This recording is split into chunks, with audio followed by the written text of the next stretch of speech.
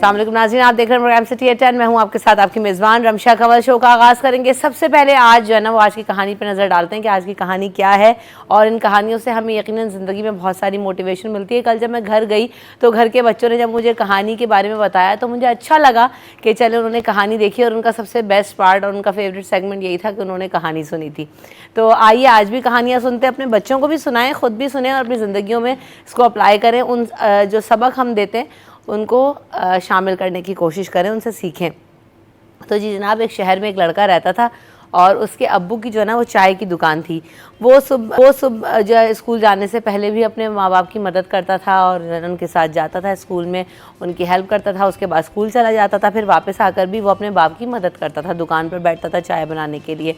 हुआ ये कि एक दिन जब वो स्कूल गया और वो कोशिश करता था कि दोस्तों के साथ मिलजुल कर उनके ग्रुप्स में शामिल हो जाए, लेकिन ये था कि सारे जो दोस्त थे ना, सारे जो बच्चे थे, दोस्त तो नहीं थे, जो ग्रुप के बच्चे थे, जो क्लास फेलोज थे, वो उसका मजाक उड़ाते थे और कोई भी उससे दोस्ती करना नहीं चाहता था। वो ये रवैया देखकर बहुत उदास हुआ। उसको समझ नहीं आ रहा था कि किस तरह स्कूल में जो है ना वो अपने दोस्त बनाए और उनके साथ घुले मिले बैठे। हुआ ये कि उसकी उदासी बढ़ती जा रही थी, और एक दिन हुआ ये कि जब वो घर गया और उसका मूड बहुत ख़राब था तो उसके बाप ने पूछा कि बेटा तुम्हारा मूड इतना ख़राब क्यों है, क्या वजह है कि तुम्हारा जो किसी चीज़ में दिल नहीं लगता। उसका बाप खाना लेकर आया, उसने कहा मैं तुम्हारी मनपसंद चीज़ लेकर आता हूँ, लेकिन उसने वो भी नहीं खाई और जो है ना बहुत ज़्यादा परेशान हुआ। फिर उसने जब बाप ने बहुत ज़्यादा इसरार किया तो उसने कहा कि मेरे जो दोस्त हैं, मेरे जो स्कूल के फ़ेलोज़ हैं, वो किसी भी तरह से जो है ना वो मुझसे दोस्ती नहीं करना चाहते, ना मुझसे बात करना पसंद करते हैं, और वो ये कहते हैं कि जो इसका बाप है वो चाय बनाने वाला है और वो इस चीज़ को बिल्कुल भी पसंद नहीं करते। बहरहाल वो क्या होता है कि ऐसे दिन गुजरते जाते हैं, उसका कोई दोस्त नहीं बनता और वो बहुत उदास रहता है। और उसका बाप भी वो ना सोचकर तशवीश में पड़ जाता है कि अच्छा मेरा जो बेटा है वो उसको प्रॉब्लम फेस करना पड़ रहा है मेरी वजह से, मेरे इस काम की वजह से। वो भी ये सोच में पड़ जाता है कि मैं ऐसा क्या करूं कि जो मेरा बच्चा है वो इस परेशानी से निकल आए। बहरहाल एक दिन बच्चा घर वापस आता है, खुश होता है, और वो कहता है कि मेरे जो स्कूल वाले हैं वो हमें एक ट्रिप पर लेकर जा रहे हैं और हम सब जो है ना वो एक जंगल ट्रिप में जा रहे हैं और वहाँ पर ट्रैकिंग वगैरह करेंगे, तो क्या मैं चला जाऊँ। तो बाप कहता है कि हाँ बेटा तुम ज़रूर जाओ, तुम घूमना फिरना और जो है तुम खुशी खुशी जाओ और खुश रहा करो। उसके बाद वो कहता है कि जी मैं भी कोशिश कर रहा हूँ कि मैं भी नई नौकरी ढूंढ रहा हूँ और तुम्हें अपने दोस्तों के सामने शर्मिंदा नहीं होना पड़ेगा, तुम जाओ और जब तुम वापस आओगे इंशाअल्लाह ताला तो मेरी कोशिश होगी कि हम कोई और काम करें और तुम्हें मेरी वजह से मुश्किल का सामना ना करना पड़े। बहरहाल वो दिन आ जाता है कि उसका ट्रिप पर उसने जाना होता है बच्चे ने, और उसके बाद सब बच्चों के ग्रुप्स बना दिए जाते हैं। उन तमाम ग्रुप्स का एक लीडर होता है जिसकी ज़िम्मेदारी होती है अपने जो साथ में फ़ेलोज़ हैं उनका ख़्याल रखने की और उनकी देखभाल करने की, उनको रास्ता गाइड करने की और उनको तमाम जो है ना चीज़ें करने की। तो ग्रुप लीडर इस बच्चे को भी बना दिया जाता है और उसमें भी 4-5 बच्चे होते हैं। बहरहाल अब होता ही है कि लीडर की बात मानना, तमाम टीचर्स कह देती हैं कि भाई बच्चों को तमाम को लीडर्स की बात माननी है और जो लीडर्स को टीचर्स बताएंगी वैसे वैसे करना है। अब होता है कि जी जंगल में चले जाते हैं, घूमते हैं फिरते हैं, क्या होता है शाम हो जाती है और फिर सब अपने कैंप्स लगाकर बैठ जाते हैं। ये बच्चे जो है ना घूमते घूमते ये जो चाय वाले का बेटा होता है इसके साथ ये लोग ट्रैकिंग कर रहे होते हैं, थोड़ा पीछे रह जाते हैं। होता ही है कि टीचर्स थोड़े आगे निकल जाते हैं, ये यहाँ पर बैठ जाते हैं और सूरज गुरूब हो जाता है, अंधेरा हो जाता है, कुछ नज़र नहीं आ रहा होता और ये सुबह होने का इंतज़ार करने लगते हैं कि अब जब सुबह होगी तो फिर सब आगे जाएंगे तो हम भी आगे जाएंगे। अब क्या होता है जैसे जैसे सूरज ढलता है वैसे वैसे सर्दी की शिद्दत में भी इजाफा होने लग जाता है, सबको बहुत ठंड लग रही होती है। तो उस लीडर को अपने बच्चों की टीम का ख्याल होता है कि हम मेरे साथ जितने भी बच्चे हैं वो सब परेशान होंगे। अच्छा, जाते वक्त उसको एक बात याद आ जाती है कि उसके जो बाप है उसने कहा होता है कि जब तुम पिकनिक पे जाओगे तो अपने साथ एक बर्तन ज़रूर ले जाना, वो तुम्हारे काम आएगा, वहाँ तुम जंगल में जा रहे हो। अच्छा, वो इतना सीरियस नहीं लेता लेकिन बैग में उसके बाप रख देता है, तो उसके जहन में होता है कि हाँ ये पड़ा हुआ है। अब वो क्या करते हैं, पहले सारे बच्चे जो है ना वो मिलकर अब कहते हैं कि अब हमें सर्दी को भगाना है, तो आग लगाने की कोशिश करते हैं और आग जब लगा लेते हैं लकड़ियों में तो वो उसको याद आता है कि बाप ने तो मेरे बर्तन दिया था और सामान दिया था, तो वो बर्तन निकालता है और चाय बनाने का सामान भी उसके पास होता है, चाय बनाता है। सब लोग जो है ना वो चाय, वो उसके जो जितने भी बच्चे होते हैं वहाँ कैंप्स में बैठे होते हैं वो चाय पीते हैं, बहुत ज़्यादा खुश होते हैं कि जो है ना इसने तो बड़े अच्छा काम किया कि तो सबको सर्दी ख़त्म हो गई, जो भूख की शिद्दत का एहसास होता है वो भी ख़त्म हुआ, सब उसके चाय के साथ जो है ना कुछ स्नैक आइटम्स भी ले लेते हैं जो अपने बैग में लेकर आए होते हैं और जो है ना वहाँ पे उस सर्दी की शिद्दत भी ख़त्म हो जाती है। बैठते हैं, गप्पे मारते हैं, हंसी मजाक करते हैं, एक दूसरे का ख्याल करते हैं और उसके दोस्त बन जाते हैं। वो बहुत खुश होता है कि आज तो जो है ना वो सब मेरे साथ बहुत घुल मिल गए, किसी ने मुझे जो है ना वो धुतकारा नहीं, कि कोई मेरे साथ जो है वो बुरा नहीं मान रहा, सब उससे दोस्ती कर लेते हैं और उसके प्यार और अखलाक की वजह से और मोहब्बत की वजह से उसके दिल लादा हो जाते हैं कि यार ये तो बहुत अच्छा बच्चा है, ये सब का ख्याल भी रखता है और इसका जो रवैया है वो भी दूसरों के साथ बहुत अच्छा है। जब स्कूल के ट्रिप से वापस जाते हैं तो ये जो चंद लोग उसकी टीम मेंबर्स होते हैं वो और दूसरे लोगों के साथ जब मिलते हैं तो उसकी बहुत तारीफ़ करते हैं और अपने ग्रुप में इसको शामिल कर लेते हैं। इस तरह क्या होता है, उन तमाम मसले मसाइल से निकल जाता है। जब उसके बाद वो घर जाता है और अपने बाप को बताता है कि सब बहुत खुश हुए, सब ने चाय भी बहुत पसंद की और आपने जो मुझे मदद की थी वो मेरे काम भी आई। उसका बाप भी ये सारी बात सुन के बहुत ज़्यादा खुश होता है और कहता है कि चलो तुम्हारा जो मकसद था वो आ गया। और इस तरह कहानी भी अख्ताम को पहुंची। तो सबक क्या था कहानी में? वो सबक ये था कि जब हम अपने अच्छे अखलाक, मोहब्बत से और दिल लगी के साथ कोई भी काम करते हैं तो हम जो गोल अचीव करना चाह रहे होते हैं वो कर सकते हैं। और सबसे बड़ी बात ये कि हमने यहाँ पर ये भी देखा कि उस बच्चे के अखलाक की वजह से, मोहब्बत की वजह से, उसने अपने रवैये की वजह से दूसरे लोगों को जो है ना वो मुतासर किया। और यही चीज़ हम देखते हैं कि हमने इस्लाम भी जब फैलाया तो नबी पाक सल्लल्लाहु अलैहि वसल्लम का जो रवैया था, जो अखलाक था, जो उनकी बातें थी वो लोगों को इतनी ज़्यादा अट्रैक्ट करती थी, वो इतनी ज़्यादा पसंद आती थी कि आप नबी पाक सल्लल्लाहु अलैहि वसल्लम के दिल लादा हो जाते थे और आप जो लोग थे अतराफ़ में उनकी बातों से, उनके अखलाक से मुतासर होकर इस्लाम कबूल कर लिया करते थे। तो सबसे बड़ी जो की है जिस पर अल्लाह ताला ने भी फोकस करने के लिए कहा है वो अखलाक है। तो हम सबको अपना अखलाक अच्छा रखना चाहिए, मोहब्बत से रखना चाहिए, एक दूसरे का ख्याल रखें। हुकूकुल इबाद सबसे ऊपर है, हुकूकुल अल्लाह की शायद फिर भी माफ़ी हो जाए लेकिन हुकूकुल इबाद की कोई माफ़ी नहीं है। तो अखलाक जो है ना वो अच्छा होना वो सबके लिए बहुत ज़्यादा ज़रूरी है और कोशिश करें कि हम अपने रवैयों में बेहतरी लेकर आएँ। गर्मी बहुत ज़्यादा बढ़ जाती है तो भी हमारे रवैये बहुत ख़राब हो जाते हैं, तो हमें कोशिश करनी है कि इस गर्मी के अंदर अपने रवैयों को बेहतर रखना है। अपने मेहमानों का तारुफ करवाएंगे। हमारे साथ अयाज़ राना मौजूद हैं। अस्सलाम वालेकुम Ayaz, welcome to the show. Thank you very much. और साथ साथ जो है वो खुर्शीद रहमानी साहब भी मौजूद हैं, आपको भी वेलकम करते हैं शो में। कैसी लगी आप दोनों को कहानी आज की? अच्छा, आपको एक खुशखबरी दूं कि सुनाएं।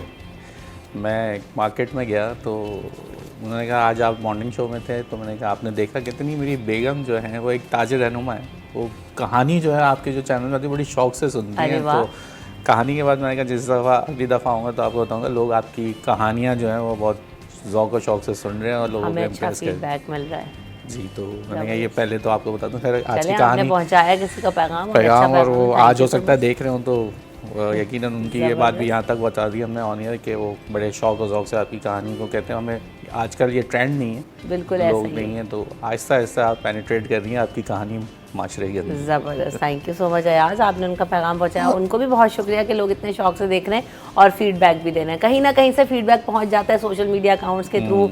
वैसे लोग से मिले, बच्चों ने मुझे जब बताया तो मुझे अच्छा लगा कि उनका तो कोई इंटरेस्ट नहीं होता न्यूज़ चैनल में और वो न्यूज़ में, तो उन्होंने कहा कि गग्गा आपने कहानी सुनाई थी, आपने कहानी सुनाई थी। मैंने कहा तो उन्होंने सुनी थी। बिल्कुल इसी तरह का एक फीडबैक मुझे भी मिला था। इत्तेफाक से इन्होंने ये बात मुझे याद करवा दी अभी। मुझे भी 2 से 3 अफराद ने कहा कि हमारी मिसेज जो हैं वो कराची में मॉर्निंग शो देखती हैं सिटी 21 का, और उस पर जो आपकी एंकर्स कहानी सुनाती हैं, एक रिवायत जो दम तोड़ चुकी थी, अब उस रिवायत को दोबारा रमशा कंवर ने जो है वो ज़िंदा किया है। तो एक बड़ा पॉजिटिव फीडबैक है ये ख़वातीन के लिए, बच्चों के लिए कि जिस रवायत को आपने ताज़ा किया है। अब आपकी टीम को चाहिए ज़रा अच्छी और मेरी टीम ने जो है ना इसका वैसे सारा उनको जाता है कि वो अच्छी कहानी और निकालें ताकि उनके बच्चे भी देख रहे हो, बड़े भी देख रहे हैं, दोनों का इंटरेस्ट। पहले कह रहे थे कि यार कहानियाँ जो है ना वो फिर बड़ा लंबा हो जाएगा सिलसिला, कैसे करेंगे।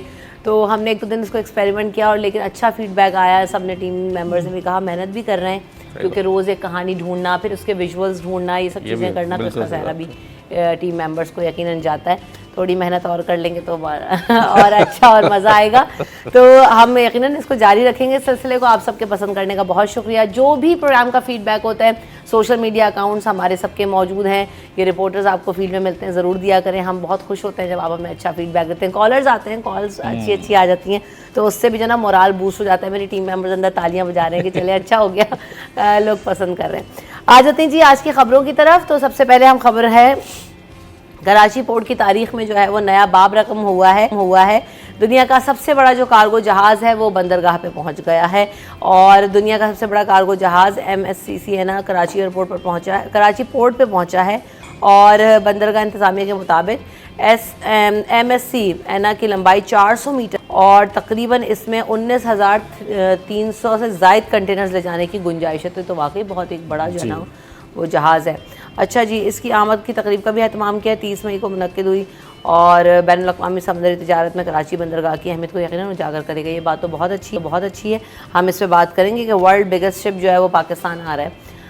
अच्छा, इसके अलावा जी टेटनस इंजेक्शन से मुतालिक एक बुरी खबर है, वो ये कि मेडिकल स्टोर्स पर जो टेटनस का इंजेक्शन है वो नायाब है और ज़ख़ीरा अंदोज़ जो ब्लैक मार्केटिंग करके मुनाफाखोरी कर रहे हैं। इससे पहले भी हमने देखा था टेटनस इंजेक्शन का खाली इशू नहीं है, जो अद्वियात हैं और तमाम का इशू आ रहा है कि एक तो गैर मयारी अद्वियात की फ़रोख्त का मसला है, दूसरी बात ये कि ओवर प्राइसिंग का मसला है, तीसरा स्टॉक करने का मसला है। इन तमाम इशूज़ पर बात करेंगे क्योंकि ये सिर्फ ये नहीं है, और भी अद्वियात के साथ ऐसा ही हो रहा है। इंसुलिन पिछले दिनों बहुत ज़्यादा शॉर्ट रही है। ब्लैक में इंजेक्शन, टेटनस इंजेक्शन की अगर बात करें तो 60 रुपये से बढ़कर 300 रुपये से 500 रुपये तक फ़रोग होने लगा। कहाँ 60 रुपये, कहाँ 500 रुपये, यकीनन बहुत ही अबतर सूरत हाल है।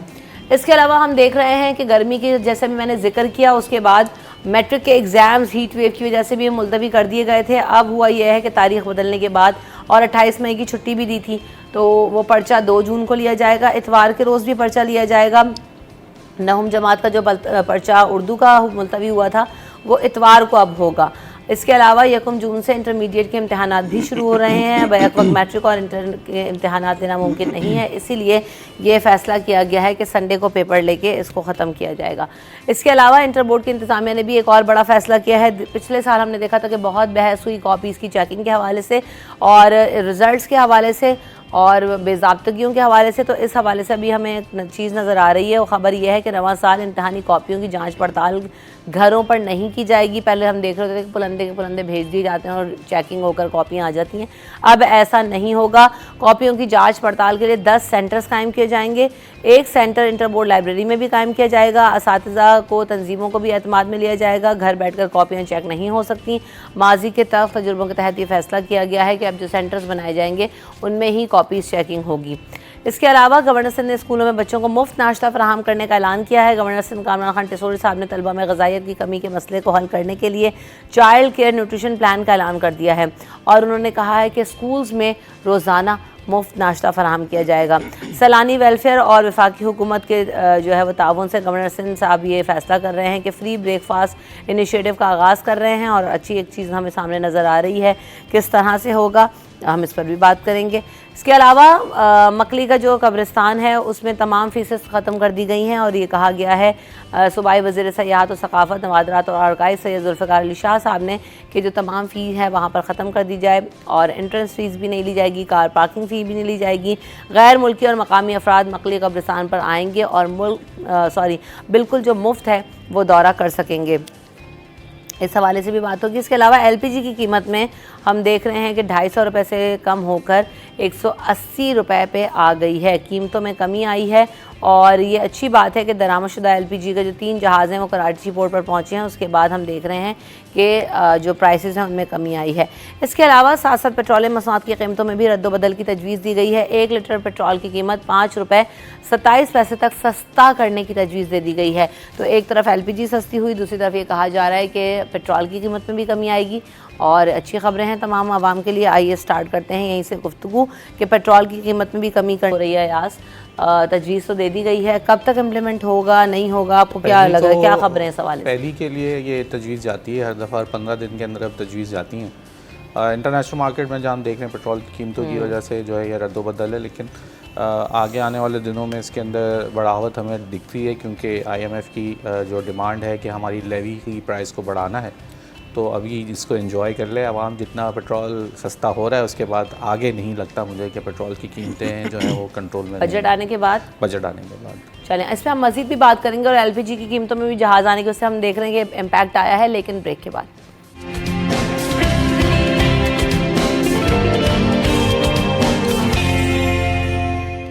Welcome back in city at 10। तो जनाब पेट्रोल की प्राइसेस की कमी की हम बात कर रहे हैं कि तजवीज़ तो आ गई है, कमी होगी नहीं होगी, और दूसरी तरफ ये एलपीजी की प्राइसेस में भी कमी आई है। तो एलपीजी पे भी ज़रा आप नज़रसानी कर लें, फिर खुर्शीद भाई से भी इस पर कॉमेंट लेना। तो बताएं ज़रा एलपीजी में क्यों कमी आ रही है और कब तक बरकरार रहेगी? वैसे अब सवाल ही करना चाहिए कब तक बरकरार रहेगी। हाँ, ये एक अच्छा सवाल है। हर वक्त यही 10-20 रुपये। हम रमज़ान में थे, यही एलपीजी 320 310 हम बात कर रहे थे इसके ऊपर, बिल्कुल ऐसा ही है।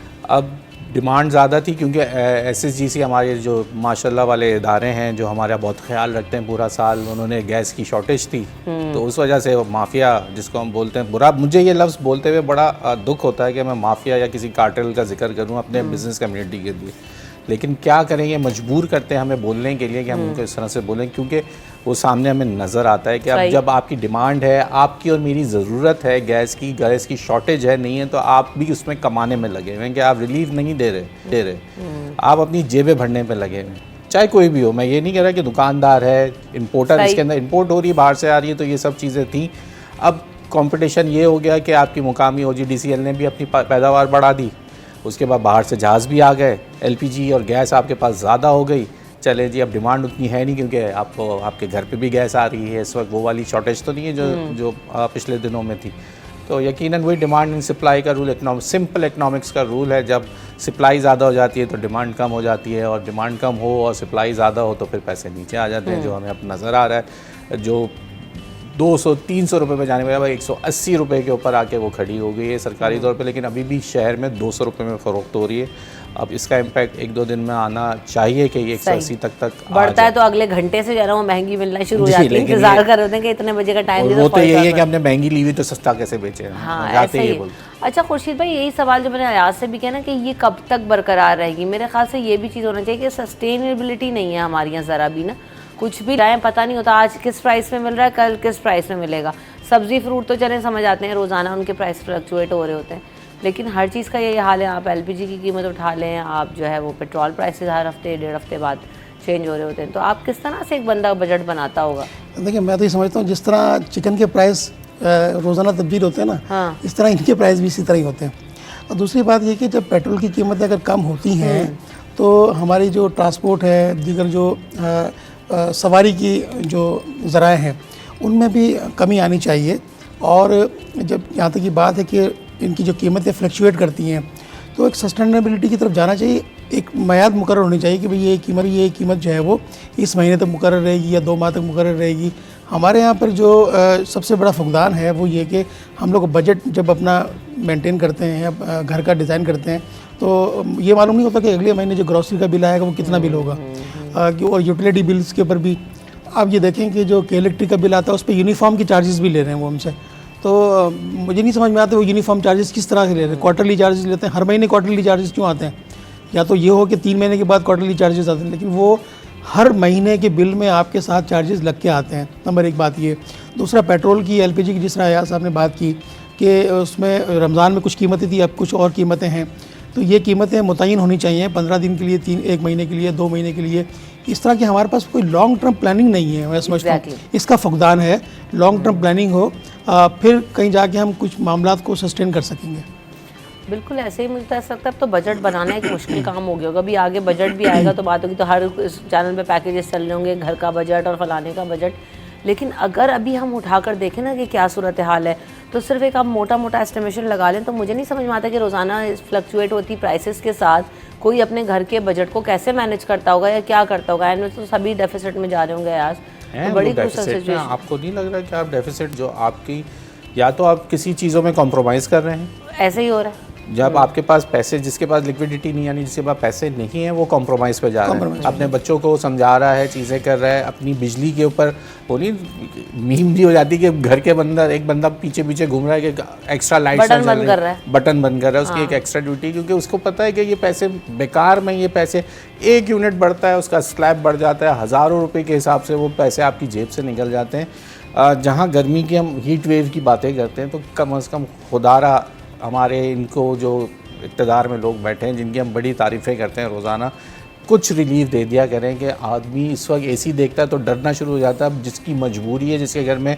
बीमार लोग हैं, बूढ़े लोग हैं, उनको नहीं आप छोड़ सकते इस गर्मी के अंदर, कोई ना कोई ऐसी बड़ी हादसा उनके साथ पेश आ सकता है, डिहाइड्रेट हो सकते हैं, और वो वही हीट जो हम गुज़िश्ता दिनों में देख सकते हैं। आम लोगों का इतना बुरा हाल है, लेकिन जो घर पे बैड रिटर्न लोग जो हैं वो बहुत परेशान हैं, उनके लिए AC चलाना ज़रूरी है। कम से कम इतने 15 दिन के लिए कोई रेट आप नीचे करने, आप सारा साल कमाते हैं, आवाम की जेबों से पैसा निकालते हैं, लेकिन जब ऐसा गैर मामूली आपके जब चीज़ें हो रही होती हैं, मौसम आपका हो चुका है इतना गैर ज़रूरी, आपको पता है कि चीज़ें हम ज़रूरी हैं कि हमें AC के अंदर बैठना पड़ेगा या अपने लिए नहीं, बच्चों को और बुजुर्गों को ये समझाने के लिए या बिठाने के लिए आपको करना पड़ेगा, तो आप कोई रिलीफ दे दें। आप सारा साल हमारी जेब से पैसा इसमें दो तबके हैं, पता है। एक तो वो है कि जो बेचारा एसी अफोर्ड ही नहीं कर सकता, उनको आदत भी वही है, वो किसी ना किसी तरह हवा में कुछ करके अपना टाइम स्पेंड करते हैं और गुजारते हैं। लेकिन कोई दूसरा ना तबका वो है निकाला हुआ है, एग्जैक्टली कूलर लिया है, लेकिन उसका वो वाले बिल बैटरी इतना- वाले पंखे आ गए हैं, पता नहीं क्या क्या लोग बेचारे जुगाड़ एसी ढूंढ की रहे बात नहीं कर रहा, लेकिन लोग अच्छा, एक्स्ट्रा जो बिजली चला एसी वाला तबका है उसके साथ भी मसला क्या हो गया है कि वो क्या कहते हैं, यार अगर हम बिल पे करने को तैयार भी है ना,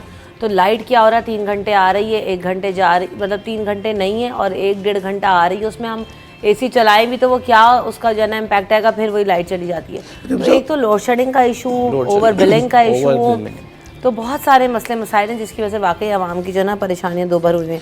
बहरहाल हाँ कुछ उसमें ये कह रहा कि आप जिस तरह फरमा रही थी कि एसी अफोर्ड नहीं करते, मैं तो ये समझता हूँ इस वक्त की जो कंडीशन है, सूरत हाल है पब्लिक की, वो तो आम पंखे भी अफोर्ड नहीं कर सकते। जो हमारे यहाँ आमदनी की सूरत हाल है, जो महंगाई की सूरत हाल है, उसमें आम शहरी जो है, आम पाकिस्तानी है, वो आम पंखा भी जो है वो जो 30 और 35 वोट का जो पंखा है वो भी, उसका बिल भी अफोर्ड नहीं कर सकता। इस कदर महंगाई की सूरत हाल हो रही है। 30 से 35 हज़ार रुपये में एक आम शहरी की तनख्वाह है और वो किस तरह गुजारा करेगा। महीने के बिजली का बिल उसने देना है, गैस का बिल उसने देना है, वाटर एंड सीवरेज बोर्ड का उसने बिल देना है, उसके अलावा फिर उसके बाद पानी भी नहीं है, बिजली भी नहीं है, गैस भी नहीं है। अच्छा, मैं आपको एक बात दूसरी बात ये है कि देखिए गर्मी की जो सूरत हाल है, इसमें आप रात को निकलें, ग्रीन बेल्ट पे निकलें, उसके अलावा शारा फैसल की आप उस पर सफ़र करें तो आपको वहाँ पर फैमिलीज़ बैठी हुई नज़र आएंगी और बेचारी वो ख़वातीन, बूढ़े, बच्चे सब वहाँ पर आपको जो सड़क किनारे जो पार्किंग बनी हुई है, जो फूल पौधे लगे हुए हैं, वहाँ पर वो बैठे हुए नज़र आएंगे। मुझे ये बताइए कि एक शहरी रात को घर से अपनी फैमिली को लेके फुटपाथ पर बैठा हुआ है, इनको शर्म नहीं आती हुक्मरानों को? ये बिल्कुल जो है वो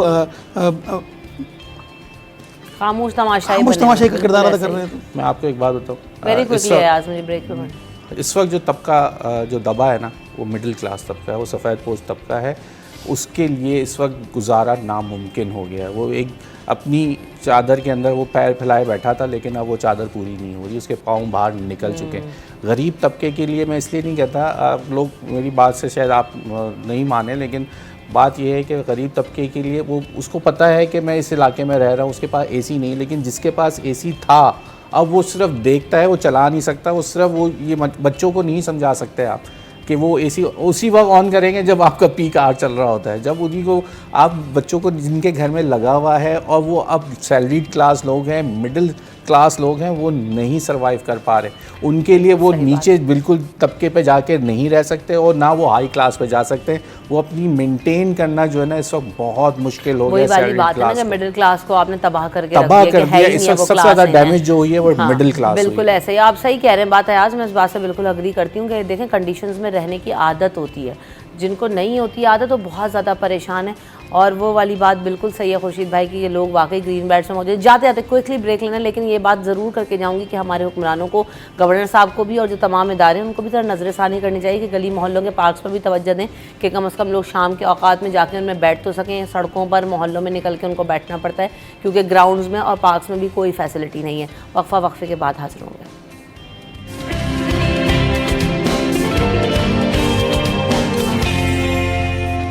welcome back in city at 10। तो जनाब खबर ये भी है कि जो वर्ल्ड बिगेस्ट शिप है वो पाकिस्तान आ रहा है कल, क्योंकि हाँ मैं यही देख रही थी कि तारीख जो है आ गया है। तो क्या इस हवाले से अपडेट्स हैं हम लोग के पास, और इसमें बताया तो जी बढ़ा गया है कि 19,000 से ज़ायद कंटेनर्स आप ले जा सकते हैं, तो एक बड़ा कार्गो शिप हो गया यकीन।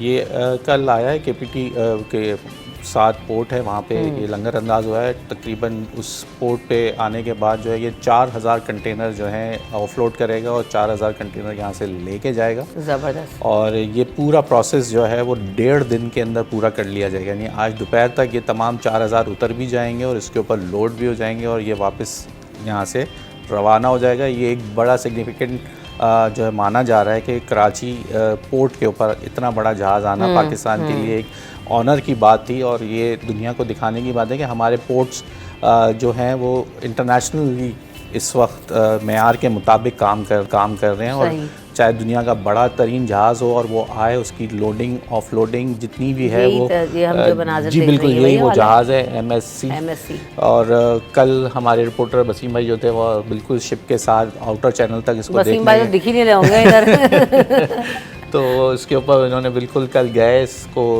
कैप्चर किया और कल ये हमारे पोर्ट पे लगा जहाज़। इसके ऊपर कल हमने देखा कि तमाम चीज़ें आते ही इसके ऊपर काम शुरू हो गया, क्रेन उस पर लगनी शुरू हो गई इसके पास।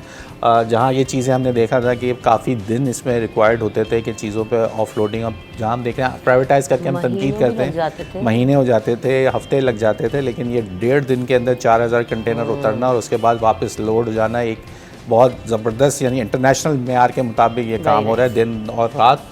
और हमारे लिए आया भी भारत के पोर्ट मंदरा से है और अब इसने आगे और वापस इसने वहीं उसी तरफ जाना, आगे उसी का रूट बना हुआ है, क्योंकि आजकल थोड़ा सा जहाज़ों ने अपने रूट चेंज किए हैं, तो थोड़े लॉन्ग रूट से जहाज़ दुनिया का डेढ़ चक्कर लगा के जा रहे हैं, क्योंकि थोड़ी सी सब कॉन्टिनेंट जो हमने मशरिक़ वस्ता की जो हालात हैं उसको देखते हुए जहाज़ों ने अपने रूट चेंज किए, जिसकी वजह से भी हम देख रहे हैं थोड़ी सी चीज़ों में डिले भी जो आ रहा है, क्योंकि रूट्स जो हैं वो लंबे इस्तेमाल किए जा रहे हैं। लेकिन ये एक बहुत बड़ी और बहुत अच्छी खबर है पाकिस्तान की शिपिंग इंडस्ट्री के लिए कि हमारे पास इतने बड़े जहाज़ भी लंगर अंदाज हो सकते हैं, तो दुनिया के लिए और जो दूसरे जहाज़ जिनको हम समझते हैं नहीं आ सकते। अभी तो हमारा गवादर पोर्ट एक्टिव नहीं हुआ, जहाँ पे दुनिया का सबसे गहरा तरीन पोर्ट जिसकी डेप्थ बताई जाती है, जो जहाज़ का ड्राफ्ट जिसको कहा जाता है, वो सबसे ज़्यादा जितने भी बड़े ड्राफ्ट के जहाज़ हों वो वहाँ लंगर अंदाज हो सकते हैं। तो ये हमारे लिए बहुत अच्छी हमारी कारोबार या हमारी तजारत के लिए एक अच्छी खबर थी। अच्छा, इसी तरह जिस तरह हमारे पोर्ट के ऊपर जो जहाज़ लंगर अंदाज हुआ है, इसी से मिलती जुलती खबर में हम आपसे शेयर करें यहाँ पे कि कल ही गुज़िश्ता रोज़ ही चाइना से कार्गो जहाज़ जो है वो पाकिस्तान आया और उसने वो हज़ारों टन जो है वो सामान लेकर आया, जिसमें कपड़े और दीगर अशिया सामान मौजूद थी। तो ये एक बड़ी खुशाइन बात है कि पाकिस्तान की जो मईशत है और पाकिस्तान की जो फ्लाई सर्विस है उस हवाले से, और पहले जिस तरह से ताजिरों को बड़े मसाइल थे चाइना से सामान लेकर आने में, तो अब कल पहली फ़्लाइट जो पहला जहाज़ कार्गो वो पाकिस्तान आया है। और इसी तरह लंगर अंदाज ये वाला जहाज़ जो आप देख रहे हैं बहरी रास्ते से आया और फ़ज़ाई रास्ते से चाइना का जहाज़ आया। तो दोनों एक बड़ी अच्छी ख़बरें हैं जो पाकिस्तानी मईशत के लिए भी अच्छी हैं और जो पाकिस्तान के ताजिर हैं उनके लिए भी अच्छी, कि सामान वहाँ से लेकर आते हैं। और पाकिस्तान और चीन की दोस्ती के लिए ये एक अच्छा इनिशिएटिव है। सबसे अच्छी बात ये कि हमारे पास ना सारे वसाइल मौजूद हैं, हमने उन वसाइल को इस्तेमाल उस तरीके से नहीं किया जिस तरह से दुनिया इस्तेमाल अपने अगर उन वसाइल को करती है। पाकिस्तान के ऊपर आप देखें, पास समंदर है, सहरा है, जहाज़ है, विंड जो है, हमारे पास रूट्स हैं, सब चीज़ें मौजूद हैं। लेकिन अगर हम उनको अच्छे तरीके से इस्तेमाल कर लें तो पाकिस्तान को तरक्की याफ्ता ममालिक के सफ़ में शामिल होने से कोई नहीं रोक सकता। बस हमें अपने रिसोर्सेज के ऊपर काम करना है और आने वाले वक्तों में विल होनी चाहिए, हुकूमतों की जो है ना सीरियसनेस होनी चाहिए, वो इन इशूज़ को देखें कि हम कहाँ से कमा सकते हैं, अपनी इकोनॉमिक सिचुएशन को बेहतर कर सकते हैं। कशकोल तोड़ेंगे तो जो है ना वो इस तरफ सोचेंगे कि हमें करना क्या है। असल बात वही है कि जो है हमने मछली पकड़ने की जो है हमें खाने की आदत हो गई है, वह मांग मांग के। अब खैर बहरहाल ये बहुत बड़ी बहस हो जाएगी, लेकिन हमें क्विकली और चीज़ खबरों की तरफ बढ़ना है, वक्त कलील रह गया है। गवर्नर सिंह साहब कह रहे हैं स्कूलों में मुफ्त नाश्ता फराहम कर जाएंगे, वो अभी डिटेल बताई भी थी जब हम इंट्रोडक्शन कर रहे थे। तो मुख्तलिफ NGOs के साथ भी मिल रहे हैं, सैलानी वेलफेयर ट्रस्ट भी है, वफाकी हुकूमत भी है। तो क्या आप लोगों का इसके ऊपर फीडबैक है?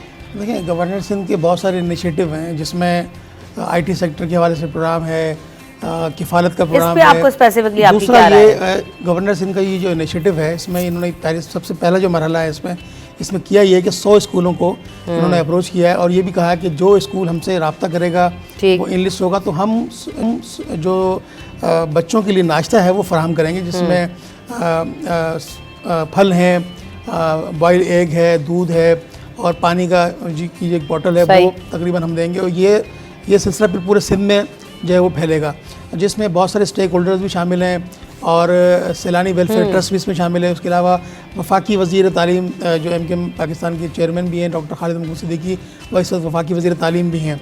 उन्होंने भी इस इनिशिएटिव में हिस्सा लिया और कहा कि हमने इस्लामाबाद में भी उसके गिरदोनवाब में जो स्कूल्स थे जहाँ पर बच्चे भूखे आते थे, तो अब इस प्रोसेस को हमने शुरू किया। तो पहले जो हाजिरी 40% होती थी स्कूलों में, अब वो 80% पे चली गई है। भाई सवाल ये है, मेरा अब सवाल बन गया यहाँ। हाँ करें, आप सवाल करें। जहाँ उनको पता था कि ये बच्चा भूखा आ रहा है, तो उसके पेरेंट्स को भले, आप वही वाली बात आ गई ना, आपने मछली अभी मैंने कहा है कि ओवरऑल मुल्क में मिजाज क्या है और वही मिजाज अब आवाम के बच्चों में पैदा कर रहे हैं, बच्चों में आप पैदा कर रहे हैं कि आप जो है ना उनको स्पून फीड करे चले जा रहे हैं। मैं तो इस चीज़ पे भी मुझे एतराज़ है कि भाई हर ब्रिज के नीचे जो आपने खाने लगाने के दस्तरखान लगा दिए, बंद करें, आप इन पैसों से रोज़गार फराहम करें, ठेले लगवाएं, कारोबार शुरू आप करवाएं। हम जिस उम्र ग्रोइंग उम्र के अंदर, कच्ची उम्र जिसको हम कहते हैं बच्चों को, अब आप क्या समझाना, किस तरीके से उनको वो खाना मिलेगा, वो क्या आप मुझे खुद बता दें, क्या कोई तरीक़ाकार इस तरीके से हमारे यहाँ मैनेजेबल है? ये चीज़ें सही, उनको क्या गारंटी है कि वो चीज़ें उनके पास सही पहुंचेंगी बच्चों के लिए आगे आने से? एक वाकया हो गया फूड पॉइजनिंग का, कुछ हो गया, कितना बड़ा ये स्कैंडल बन जाएगा? कुछ सोचा है कभी किसी ने ये बात? स्कैंडल के अलावा यार अयाज, एक सिंपल सी बात है, आप फैमिलीज को जाए, महीने भर का राशन, आप जितना आपने चोचला पाला हुआ है, सॉरी टू से, लेकिन बहुत हो गया है। बहुत हो गया। अब मतलब आप लोगों ने बच्चों के साथ, या आप जो है ना उनके मिजाज के साथ, उनके बिहेवियर्स के साथ, उनकी साइकोलॉजिकल जो है ना, इसका इम्पैक्ट भी बहुत बुरा आएगा। हम उनको इन चीज़ों को देखते नहीं हैं, लेकिन बात यह है कि जो है ना आप बस कर दें, फैमिलीज को स्क्रूड कर लें और जॉट डाउन करके भैया आप पहुंचाना शुरू करें महीने भर के राशन। गवर्नर साहब तो वैसे भी राशन पहुंचा ही रहे हैं ना, तो उनके लिए कोई इतना मुश्किल काम नहीं है कि आप महीने भर का राशन उस फैमिली को दे दें। आप उन बच्चों को फैसिलिटीज़ पढ़ाने के लिए आप दें, स्टेशनरी दें, यूनिफॉर्म दें, और उनकी जो स्किल्स हैं उनको अपग्रेड करें। इस पे काम नहीं हो रहा जी। आप मुझे अब एक बात बताएं, आप मुझे एक बात बताएं, आप बोलते हैं कि सियासत की जो बुनियाद है वो जो है वो लोकल गवर्नमेंट के जो इलेक्शन करा दो, लोकल गवर्नमेंट होनी चाहिए, सारे इख्तियारात उसके पास होने चाहिए। आपके पास पूरा स्ट्रक्चर लोकल गवर्नमेंट का मौजूद है। वो जो इतने बड़े नाजिम इलाकों के जो चेयरमैन बने बैठे हैं, नायब चेयरमैन हैं, उसके नीचे काउंसलर्स हैं, वो किस लिए लगाए हैं? वो सिर्फ एक गटर का ढकना, वो आपको एक स्वीपर प्रोवाइड करने के लिए रखें। माजरत के साथ ना वो आपको स्वीपर प्रोवाइड कर रहे हैं, ना गटर का ढक्कन प्रोवाइड कर रहे हैं। आप चाहें उनको वो अपने इलाके, गली मोहल्ले की एक एक चीज़ को जानते हैं। ये बात मैं वसूख से कह रहा हूँ, बता रहा हूँ, छोटे छोटे पॉकेट्स हैं। वो चाहें आप उनको एम्पावरमेंट दें, उनको बोलें कि आप अपने घर, यहाँ से मोहल्ले के वो घर, वो गरीब लोगों के वो तमाम चीज़ें निकाल के अपने पास डेटा इकट्ठा करें, और उसके बाद ये तमाम चीज़ें, और ये हो रही हैं। गवर्नर साहब वो वहाँ से नहीं दे रहे, वो यूसी लेवल के ऊपर से लोगों से फीडबैक ले रहे हैं और उनके घरों तक वो राशन पहुँचा रहे हैं। गवर्नर साहब के पास ये चीज़ मौजूद है, डेटा मौजूद है, लेकिन ये वही बात है कि सियासत भी साथ करनी है, सबने अपनी सियासत को भी ज़िंदा रखना है। मैं आपको ये बात हमेशा बोलता हूँ कि वो बहुत स्मार्ट हैं, वो ये अपने आप को मीडिया में, पॉलिटिक्स में जिंदा रखना जानते हैं। वो ऐसे बहुत सारे अच्छे काम कर रहे हैं, बहुत सारे अच्छे इनिशिएटिव्स हैं, उस पर कोई एतराज़ नहीं कि ऐसा हमने पहले काम होते हुए नहीं देखे। लेकिन जहां एतराज़ है वो बजा है, जहां तनकीद है वो बजा है। देखिए हम बहुत ज़्यादा अप्रिशिएट करते हैं गवर्नर साहब के तमाम इक़दाम को जो अब तक होते आए हैं, लेकिन फिर वही वाली बात है कि आपने जो है ना बच्चों के साथ ही, उनके मिजाजों के साथ, उनके साइकोलॉजिकल जो है ना वो ब्रेन के साथ इस तरह से ना करें, मजाक ना बनाएं प्लीज़। और आप घरों में जाके जो है जो कर सकते हैं अपने सतह पे करें, ताकि ये हमारे यहाँ से जो कल्चर डेवलप हो रहा है ना खिलाने का, इसको ख़त्म करें। इंडिपेंडेंट ये भी कर सकते हैं कि इन हालात के अंदर जितना पैसा वहाँ लगा रहे हैं, कम से कम जिन इलाकों में ज़्यादा लोड शेडिंग है वो उतना पैसा के इलेक्ट्रिक को दे दो। अल्लाह के वास्ते वहाँ लोड शेडिंग नहीं करोगे तो हमारी रिकवरी नहीं है। दूसरी बात ये है कि देखें, बच्चों को फ्री में खाना देना, इसमें हमें एतराज़ नहीं है, लेकिन उनकी इज़्ज़त नफ्स मजरू होती है। देखिए न्यू कराची में एक नौमर खातून है, उमर रसीदा, वो 3 रुपए में खाना देती हैं। आप 3 रुपए में खाना खा के अपने आप को सुरखुर कर लेते हैं, भाई मैंने पे करके खाना खाया है। फ्री में खाना खाना ठीक है, कोई कसम पुरसी हो सकती है, कोई परेशानी हो सकती है, लेकिन इज़्ज़त नफ्स इंसान की मजरू होती है। जो हमारा वाइट कलर तबका है, सफ़ेद पोश तबका है, वो इस बात को अच्छा नहीं समझता कि उसको राशन लेते हुए उसकी तस्वीरें मीडिया पर आएँ या उसकी चीज़ें आया हों। तो एक जो भरम होता है, जो पर्दा पोशी होती है, वो वाइट कलर फ़र्द की जो है वो आया हो जाती है, और सारी मीडिया को उस पर पता चलता है कि ये कि फ़ला फ़र्द ने जो है वो गवर्नर सिंध से राशन लिया है। बस अब बात ही कि हम सबको ज़रूरत है। अल्लामा इकबाल का शेर है कि फ़ज़ाए बद्र पैदा कर, फरिश्ते तेरी नुसरत को उतर सकते हैं गिरदों से कतार अंदर कतार अब भी। मतलब हमारे हुक्मरानों को अपने अंदर फ़ज़ाए बद्र पैदा करनी पड़ेगी, तब कहीं जाके इस माशरे में कोई सुधार पैदा हो सकता है। सही बात। कि इज़्ज़त नफ्स क्यों मजरू कर रहे हैं? वो अर्ली एजिस का बच्चा है, अब वो उसी एज से ये सोचेगा कि मुझे फ्री में नाश्ता मिल रहा है, मेरे घर के हालात इतने मुतमव्विल नहीं है कि मुझे नाश्ता भी मेरी वालदा जो है वो मुझे फ़राहम करे। तो उस छोटी सी उम्र में वो क्या उसकी ज़हनी नशोनुमा होगी, क्या परवरिश होगी। तो ये सारे एक सोचने के पहलू हैं बहुत सारे। और मुझे ऐसा लगता है हमें हर सतह पर, हर फोरम पर अब इस चीज़ को जो है ना वो डिस्करेज करना चाहिए कि जो स्पून फीडिंग है इससे बंद होना चाहिए। आप खुद मुख्तार बनाएं, बच्चों को क्या, बड़ों को क्या, इस कल्चर को प्लीज़ ख़त्म करें। बहुत हो गया कराची वालों के साथ मजाक और इस शहर के साथ मजाक। वक्फे के बाद हाजिर होंगे। बहुत शुक्रिया खुर्शीद साहब, आपने वक्त दिया है, आज आपके वक्त का बहुत शुक्रिया। ब्रेक लेंगे।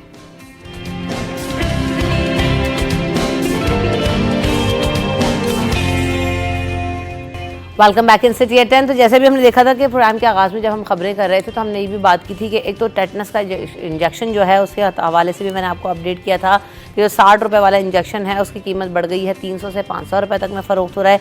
क्या वजह है इसकी? इसके अलावा अगर हम सांस के मर्ज़, नज़ले, मिर्गी और जो है वो दीगर की अद्वियात की अगर हम बात करें तो वो भी नायाब हैं, स्टॉक कर लिया जाता है मार्केट के अंदर और फिर जब वो अद्वियात की कीमत बढ़ाई जाती है तो उसके बाद स्टॉक मार्केट में वाफिर मकदार में हमें अवेलेबल होता है। मुख्तलिफ हम इशूज़ इस हवाले से देखते रहे हैं और इसके अलावा बहुत सारे इंजेक्शन ऐसे हैं जिनमें हम देख रहे हैं कि खातिर खा इजाफा नज़र आया है। प्रेगनेंसी के इंजेक्शन 6000 से बढ़कर 9000 रुपये पे पहुँच गए हैं। दिल के मरीज़ के लिए इंजेक्शन 1200 रुपये से तजावुज़ करके 2500 रुपये में फ़रोख्त हो रहा है। इंसुलिन की कीमत, और इंसुलिन लास्ट हमें याद है कि 10-15 दिन पहले तक बहुत ज़्यादा शॉर्ट थी और ओवर प्राइज्ड हो गई थी, जिसकी वजह से जो है वो मार्केट में 900 रुपये वाला जो इंसुलिन का इंजेक्शन था वो 2700 रुपये तक पे पहुँच गया था। तो क्या वजह है इसके पीछे? क्यों हमारे यहाँ जो है वो अथॉरिटीज़ एक्शन नहीं लेती? क्या वजह है? स्टॉक कर लिया जाता है या मार्केट में अद्वियात की वाकई किल्लत हो जाती है? क्यों हो जाती है? इन तमाम चीज़ों पर हम बात करेंगे। हमारे साथ सैयद फारूक बुखारी साहब मौजूद हैं।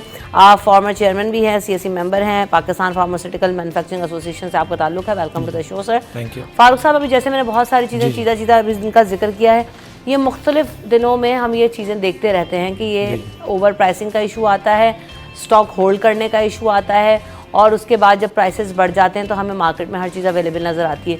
क्या मसला है ये? अच्छा, मैडम इसके लिए ना पस मंज़र समझने की ज़रूरत है। जो बैकग्राउंड है, बैकग्राउंड क्या है, आज से गुज़िश्ता 3 साल पहले एक इस कंट्री में इकनॉमिक मेल्टडाउन आया था, which is the biggest economic crisis the country has faced ever in history. उसकी वजह से डॉलर रेट ऑलमोस्ट 70% आपका इंक्रीज़ हो गया था अगेंस्ट PKR। उसकी वजह से हमारी मंथ टू मंथ जो एवरेज इन्फ्लेशन आई थी वो ऑलमोस्ट 34 to 40% थी। अच्छा, हैविंग सेड दैट, फिर बिजली का रेट, वो सारी ऐसी चीज़ें हम आम लोग भी इस्तेमाल करते हैं, उनको भी मालूम है उनका रेट क्या बढ़ा है। तो नेचुरली एज अ मैन्युफैक्चरर वो भी हमें कॉस्ट इनकर करनी पड़ती है। हमारी प्राइसेस होती थी कंट्रोल, हमारी कंट्रोल प्राइसेस की वजह से जो गैप आया 50-70% का, जो इंक्रीमेंट आई, इन्फ्लेशन आई, जिस तरह भी आई, वो हमने ऑफकोर्स इनकर करना था। जब हम इनकर नहीं कर पाए, काफ़ी अरसे तक गवर्नमेंट ने इसको होल्ड किया कि नहीं आप महंगी नहीं करें। मैं ऑफकोर्स बाय लॉ हम नहीं कर सकते, अगर हम करेंगे हम पे कन्विक्शन होती है, क्रिमिनल कन्विक्शन होती है। Henceforth as a manufacturer we will not increase the price until as the government tells us और रिक्वेस्ट अस और we actually put something in front of the government कि वो हमें allow करें। अच्छा, secondly इस पे जो अभी आप करंट बात कर रही थी कि जो प्राइसेस बढ़ी हैं, अच्छा जी, इसमें 2 आइटम्स हैं बेसिकली। एक तो एसेंशियल फार्मास्यूटिकल मेडिसिन है, एक है नॉन एसेंशियल। अच्छा, रिसेंटली नॉन एसेंशियल डीरेगुलेट किए हैं, विच मीन्स कि नॉन एसेंशियल आइटम्स जो फार्मास्यूटिकल के हैं, जो मार्केट में नायाब होती है, जिसमें इंसुलिन भी है, कि नायाब इसलिए हो गई थी कि प्राइसेस उनको नहीं मिल रही थी। सही, इंसुलिन लोकल नहीं बनती है, इंसुलिन ज़्यादातर इम्पोर्ट होती है। तो हैविंग सेड दैट, हमारी डिपेंडेंसी बिल्कुल इम्पोर्ट पे है। तो डॉलर डिस्पैरिटी का जो रेट आएगा प्लस द कस्टम ड्यूटी जो भी आएगा, जो भी टैक्स लोकल है, वो नेचुरली प्राइस उतनी ही बढ़ेगी। अच्छा, दूसरी आपने बात की, और जो एसेंशियल आइटम्स है वो अभी भी कंट्रोल हो रहे हैं, वो प्राइसिंग में ही है। एसेंशियल आइटम्स आप पेन किलर्स आए थे, एंटीबायोटिक्स आए थे, बच्चों की दवाइयाँ आ जाती हैं, और ये WHO की लिस्ट है, वर्ल्ड हेल्थ ऑर्गेनाइजेशन की एसेंशियल लिस्ट है, जिससे प्राइसेस कंट्रोल होती है। नॉन एसेंशियल आइटम्स वेरियस मिर्गी की दवाइयाँ ये होती हैं।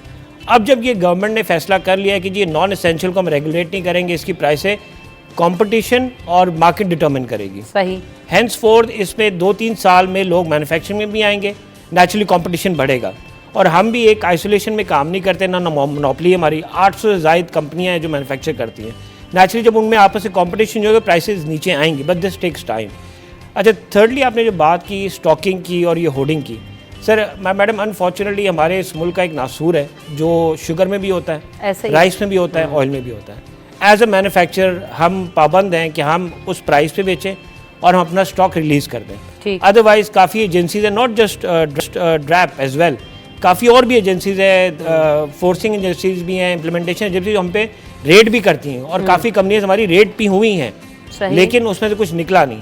हैविंग सेड दैट, जो माल मार्केट में बेचते हैं, अनफॉर्चुनेटली वही जो शुगर के साथ होता है, वीट के साथ होता है, कुछ हजरात उसको होल्ड कर लेते हैं और मार्केट में अनआर्टिफिशियल डिमांड पैदा हो जाती है, विच हेंस मीन्स के प्राइसेस बढ़ा देते हैं। अच्छा, प्राइसेस बढ़ना ठीक है, आप नेचुरली जो आपने फैक्टर्स रखे हैं उसके मुताबिक बिजली हो गई, manufacturing cost, raw material, dollar rate की फ्लक्चुएशन, इंपोर्ट एक्सपोर्ट, वो सारी बातें आपकी वजह है, अंडरस्टैंडेबल हैं, लेकिन कहीं ना कहीं उसका कोई ना कोई रेशो तो होगा ना। अभी हमें जो प्राइसेस बढ़ती हुई नजर आ रही है, 60 रुपये वाला इंजेक्शन अगर मुझे 500 रुपये में मिले 3000 वाला इंजेक्शन मुझे अगर 9000 रुपये में मिले, it doesn't make any sense. Insulin की दवा 900 रुपये में 2700 रुपये, तो इतना मार्जिन, इतना डिफरेंस क्यों नज़र आ रहा है हमें चीज़ों के अंदर?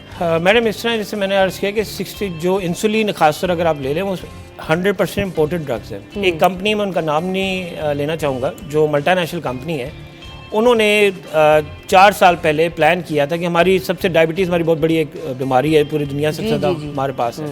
उन्होंने प्लान किया था या फ्लोट किया था कि वो प्लांट लगाएंगे यहाँ पे। अनफॉर्चुनेटली उनकी प्राइसें उनको नहीं दी गई, नेचुरली वो नुकसान में बेचा उन्होंने काफ़ी अर्से।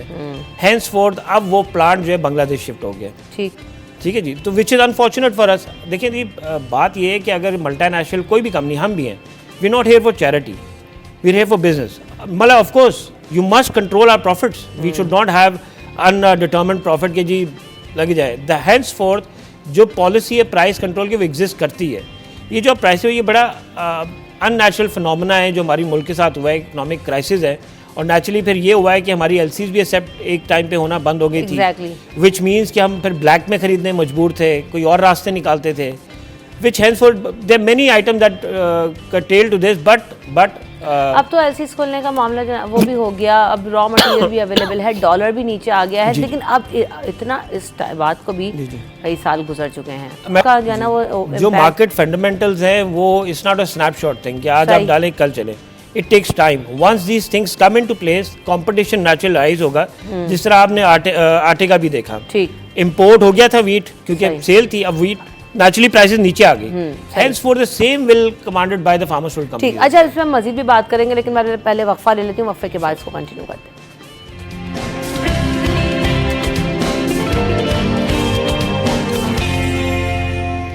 Welcome back in city at 10। हम बात कर रहे हैं मेडिसिन की प्राइसेस के हवाले से। मैन्युफैक्चरर्स के अपने मसाइल हैं, बायर का अपना इशू है, रिटेलर के अपने इशू हैं। वो कहते हैं जी हमारा स्टॉक बिकना ख़त्म हो जाता है अगर हमें प्राइसेस बढ़ जाती हैं, लोगों की डिमांड जो है ना वो उस तरह से नहीं रहती। ये सबके अपने अपने मसाइल हैं। असल इन मसलों का हल किस तरह से निकलेगा? ज़ाहिर है ये जो अद्वियात की हम बात करें, एसेंशियल मेडिसिन की अगर हम बात कर लेते हैं जी, अगर ये इंसुलिन वाला है और जो है किसी को इन्फ्लेमेशन की दवाएं हैं, प्रेगनेंसी इंजेक्शन हैं, ये सब चीज़ें ऐसी हैं जो एक सर्टेन तबके को चाहिए। तो अब ये बताएं कि इनकी प्राइसेस कंट्रोल कैसे हो सकती हैं, और इन सारे मसाइल पर काबू पाने के लिए आप लोगों के पास क्या तजावीज़ हैं? क्या हुकूमत में जाते हैं, मीटिंग्स होती हैं, तजावीज़ पेश करते हैं, अमल होता है नहीं होता? क्या जो है ना फारूक साहब किस तरह से प्रोजेक्शन करते हैं? आज से 6 साल कबल एक पॉलिसी बनी थी, 2018 प्राइसिंग पॉलिसी थी। उसमें ये सारी चीज़ें पॉइंट टू पॉइंट निकात डाल दिए गए थे, जिसमें हमारे सजेशन भी थी, गवर्नमेंट भी इन्वॉल्व थी, even the supreme court was involve. सही। अच्छा, वो पॉलिसी बड़ी अच्छी निकली थी, बट अनफॉर्चुनेटली वो आज तक इम्प्लीमेंट नहीं हो रही। उसमें 2 कैटेगरी थी, एक हार्डशिप कैटेगरी थी और एक सीपीआई थी। सीपीआई क्या है जी? आपकी सालाना जो भी इन्फ्लेशन हो उसका 10% 7% हमें बढ़ाने की इजाज़त ऑटोमेटिक है। ठीक है। और हार्डशिप में ये है कि भाई कोई चीज़ अनकंट्रोलेबल हो या कोई भी चीज़ प्राइस बढ़ जाए, आप बढ़ा सकते हैं अप्लाई करके, और गवर्नमेंट आपको जवाब दे देगी। अनफॉर्चुनेटली ये दोनों कैटेगरी में हमें सिर्फ गवर्नमेंट ने रिलीफ दिया था जब हमने 2 इन्फ्लेशन, वो 2 सीपीआई दी थी। बट नॉनदलेस ये अगर पॉलिसी इंप्लीमेंट हो जाए एसेंशियल आइटम में कि हमें जो रियलिस्टिक सीपीआई है, रियलिस्टिक सीपीआई करार, जैसे पाकिस्तान की फर्ज करें 20% है नेक्स्ट ईयर, वो 20% हमें अलाउ कर दें, तो ये आप ये 100-200 से 900 चीज़ें नहीं देखेंगी, वही 227 होगी। लेकिन अनफॉर्चुनेटली ये कि वो टाइम इतना लग जाता है कि वो पिछले साल की भी, अगले साल की भी, 2 साल की इकट्ठी आ जाती है। हैंस फोर्थ ये दिस डिबैकल हैपेंस।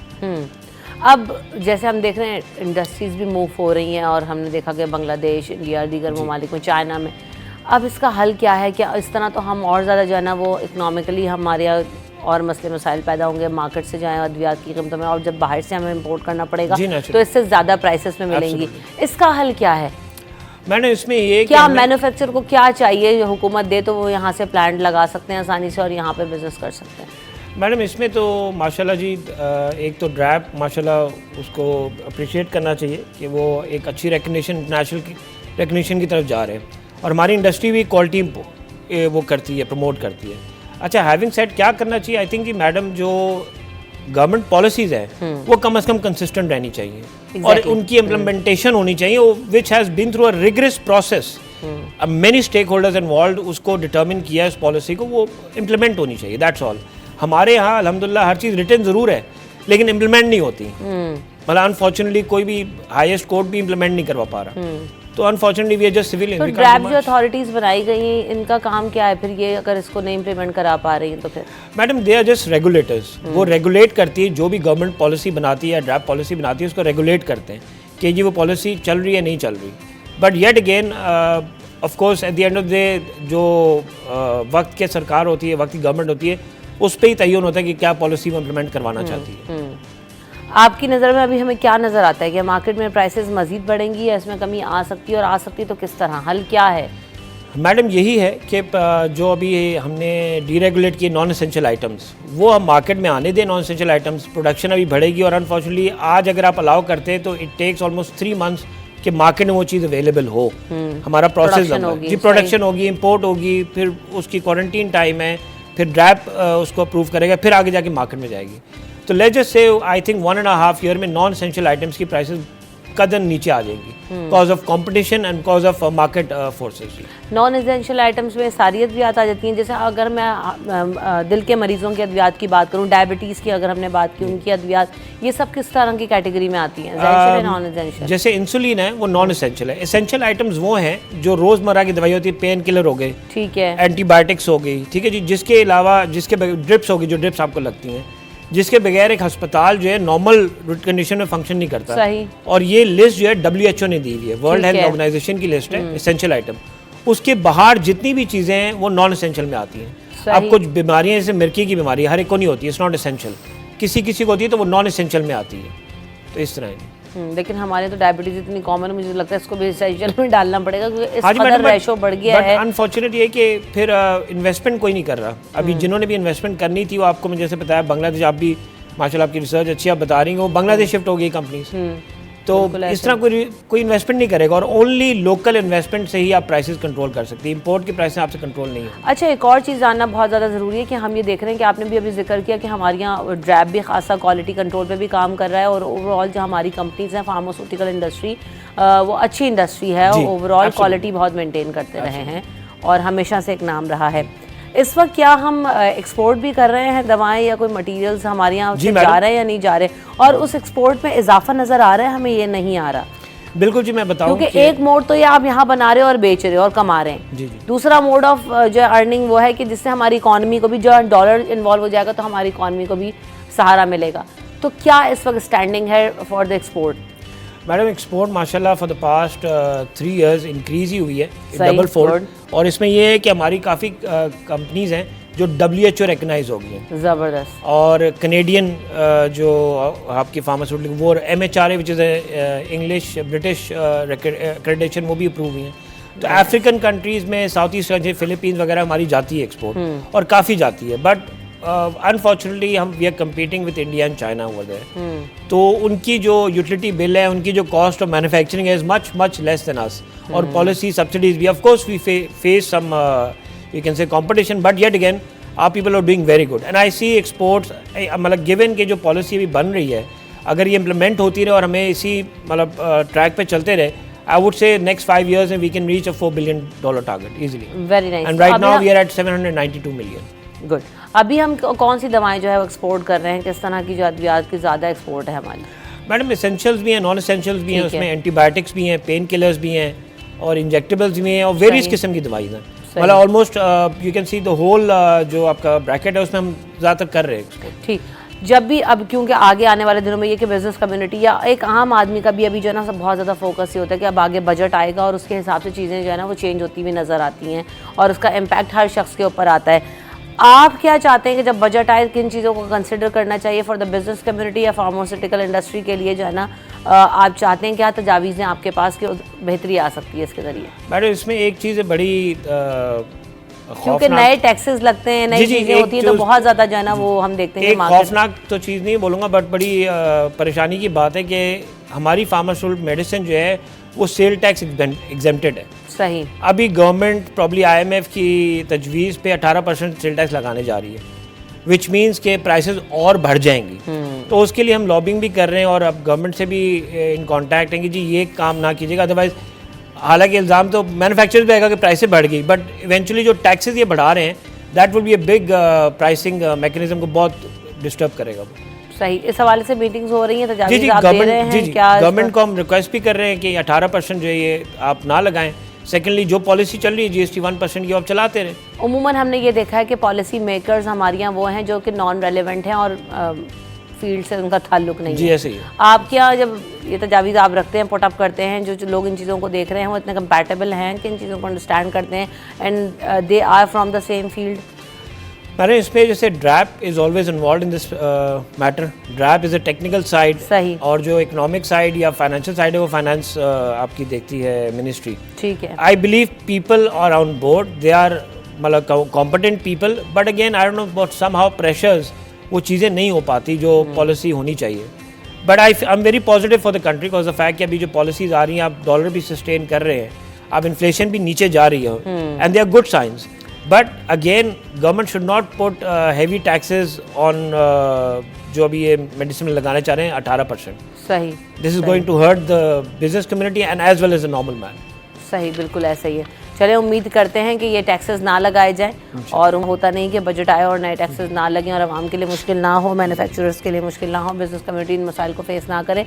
लेकिन हम तो उम्मीद यही करते हैं कि पाकिस्तान में हालात ऐसे हों, ज़्यादा बिजनेस हो, ज़्यादा एक्सपोर्ट हो, ज़्यादा जो है ना वो चीज़ों की बेहतरी आए, ताकि मुल्क की इकॉनमी जो है वो बेहतर हो। और जब इकोनॉमिक सिचुएशन बेहतर होती है तो मुल्क में ऑलरेडी हालात बेहतर होना शुरू हो जाते हैं, एक आम आदमी के भी, एक आम शख्स के भी। Thank you so much Farooq Bukhari साहब, आपने हमें वक्त दिया। हम यहाँ पर ब्रेक लेंगे, ब्रेक के बाद हाजिर होंगे।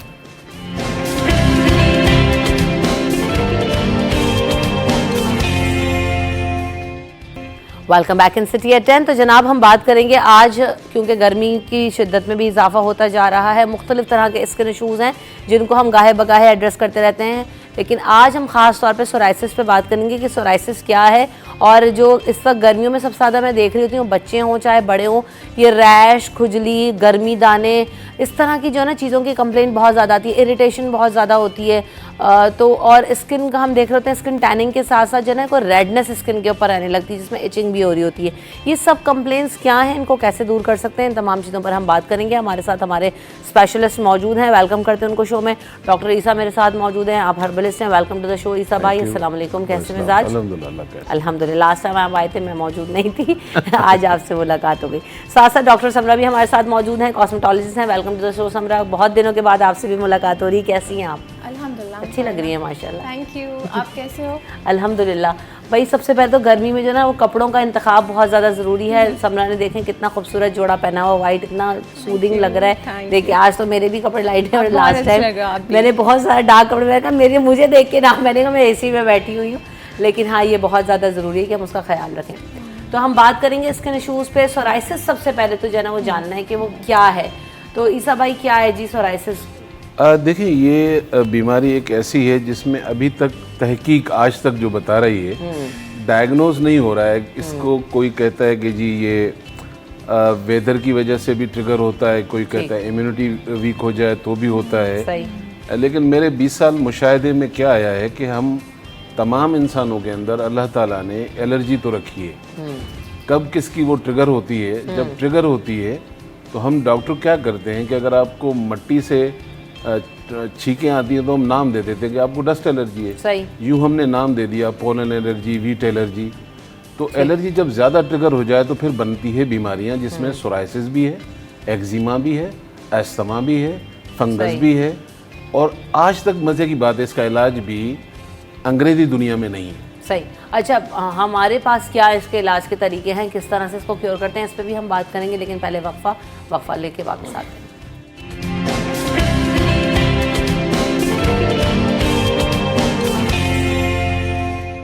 Welcome back in city at 10। तो जनाब जैसे ईसा भाई कह रहे थे अभी कि ये अभी तक इस पर रिसर्चेज हो रही हैं, और ये एलर्जिक की जो है ना वो फॉर्म है, मुख्तलिफ तरीक़ों से भी हो सकती है। तो समरा जो है ना हमारे यहाँ एलोपैथी में इसका क्या जो है ना वो? अच्छा देखो, इसमें ये एक जेनेटिक्स इसकी इन्वॉल्वमेंट है, बिल्कुल it's a genetic disease. Basically इसमें ऑटोइम्यून है, ये आपका एक फिनोमेना होता है, एक नेचुरल मैकेनिज्म होता है, सेल्स टर्न ओवर होता है अल्लाह ताला की तरफ से। 30 डेज़ में स्किन रिन्यू हो रही होती है। सो अगर ये चीज़ किसी में डिफेक्ट है, जेनेटिक डिफेक्ट है कि वो सेल टर्न ओवर जो है वो 30 डेज से 7 दिन पर आ जाए, तो वो सेल आपकी जो सुपरफिशियल स्किन होती है वो शेड ऑफ नहीं हो रही होती, वो थिक हो जाती है, फ्लेकी होती है, इची हो जाती है। सो इसमें डिफरेंट आपके ट्रीटमेंट ऑप्शंस हैं हमारे पास। स्टेरॉइड्स भी हम दे रहे होते हैं। इसमें सबसे इम्पॉर्टेंट ये कि स्किन को बहुत ऑयली इमोलिएंट्स, आप लोशंस, क्रीम्स, इससे आप इसको मॉइस्चराइज करके रखें। वो एक तो आपकी एंटी इन्फ्लेमेटरी होती हैं ये चीज़ें, सूदिंग इफ़ेक्ट देंगी, और बेसिकली इसका कोई ये बीमारी ऐसी है कि ये जाती नहीं है। थोड़े अरसे के लिए रिलैप्सेस और रेमिशंस इसमें होते रहते हैं।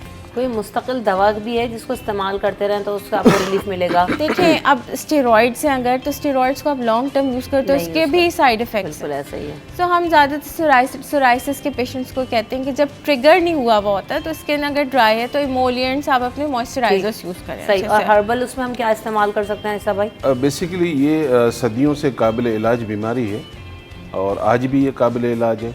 जैसे मैं हमेशा कहता हूँ कि अल्लाह ताला नहीं उतारते ज़मीन पर उस बीमारी को वो जिसका इलाज ना उतार दें, लेकिन वो फिर आपको किसी सब्ज़ी में, किसी जड़ी बूटी में ढूंढना पड़ेगा। तो इसमें हम जब ट्रीटमेंट करते हैं तो अल्हम्दुलिल्लाह हमारे यहाँ भी टाइम लगता है, 2-2.5 साल लग जाते हैं इसको क्योर करने में, लेकिन क्योरेबल है। लेकिन जैसे मेरी बहन ने कहा, सही कह रही हैं, वो एलोपैथिक में ऐसा ही है कि आप मेडिसिन लगाएं और एक हद होती है, उसके बाद फिर स्किन आपकी थिन हो जाती है। सही। और ये दवाइयाँ अगर छोड़ भी दें तो बाद में इतना ट्रिगर होता है कि बंदा खुजा खुजा के अपना खून निकाल लेता है। तो ख़ास तौर पे इसमें सबसे बड़ा जो रोल है वो खुद पेशेंट का है। उसको ये पता करना ज़रूरी है कि किस चीज़ से ट्रिगर हो रही है। मिसाल के तौर पे बहुत सारे ऐसे लोग हैं कि वो जो गोश्त खाते हैं उनसे नहीं होता, हम गोश्त बंद करवा देते हैं, एक बात है, बड़ा गोश्त। अच्छा, बहुत सारे लोग ऐसे होते हैं कि वो अंडे खा रहे हैं और कोई नहीं खा पाता।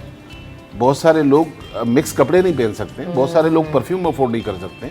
मेरे पास एक बच्ची आती थी, वो रात को सोती थी, उसकी इचिंग शुरू हो जाती थी। तो मैंने पूछा, बेटा तुम घर में बिल्ली वगैरह तो नहीं है, क्योंकि वो भी ऐसा ट्रिगर होती है। तो मैंने उसकी चादरें चेंज करवा के मैंने कहा बेड आप अपना पूरा कॉटन रखो, सुकून से सो गई। पता चला वो कपड़े में हल्का सा रेशम मिक्स से लड़ रहा है। तो इसमें सबसे बड़ा रोल पेशेंट का है कि वो जो खा रहा है, वो जो पहन रहा है, वो जो लगा रहा है, जब ये ट्रिगर होगा तो इसका पहला अटेम्प्ट यही होता है कि वो इचिंग शुरू कराएगी। अच्छा, उसकी इचिंग भी बड़ी मीठी होती है, दिल चाहता है बंदा खुजाता रहे। हाँ। तो वो फिर माइंड उस तरफ नहीं जाता। आपको 2 घंटे पीछे जाना पड़ेगा कि मैंने ऐसा क्या खाया, क्या पहना, ताकि वो 1-2 चीज़ें 4 आपके सामने आ जाती हैं। वो आप छोड़ देते हैं तो आपको एक बड़ा फ़ायदा होता है। पेशेंट को ये रिकग्नाइज करना बहुत ज़रूरी है कि क्या चीज़ ट्रिगर कर रही है आपकी। लाइक कुछ लोगों को सनलाइट बहुत अच्छा इफेक्टिव रोल है, सनलाइट इम्प्रूव सोराइसिस कुछ लोगों की ख़राब कर देती है कंडीशन। सो पेशेंट को पता। अभी जैसे हम तस्वीर देख भी रहे हैं और दिखाएं दोबारा लूप में, मैं जब ये तस्वीर देख रही थी तो रेडनेस हो रही है, ये हम समरा देख रहे हैं। अच्छा, बज़ाहिर किसी को ऐसा हो ना तो स्किन पे किसी की कुछ भी हो तो हम फौरी तौर पे उससे दूर भाग रहे होते हैं, कि हाथों पे, पाँव पे, कहीं पे भी हो जाए। तो क्या ये एक से दूसरे को भी लग सकती है या ये लगने वाली बीमारी नहीं है? ये लगने वाली बीमारी नहीं है, ये कंटेजियस डिजीज़ बिल्कुल भी नहीं है। इससे लोग बिल्कुल, आप ये कह रहे हैं, ये बहुत एक बड़ा अलमिया है। कुछ लोग कहते हैं कि जी शादी हो रही है तो ये तो इसका तो स्किन ख़राब है, ये लग जाएगी बीमारी। तो ऐसा कुछ भी नहीं है, लगने वाली बीमारी नहीं है। आप इसको हाँ, जी जी जी जी जी इसमें मैंने थोड़ा सा क्या एक्सपीरियंस किया कि फादर को है तो बच्चा हुआ है उसको भी है, तो उनके घरों में ये खौफ ज़रूर होता है कि भाई ये तो लगने वाली है, एक बच्चे को लगी है तो दूसरे को लगेगी।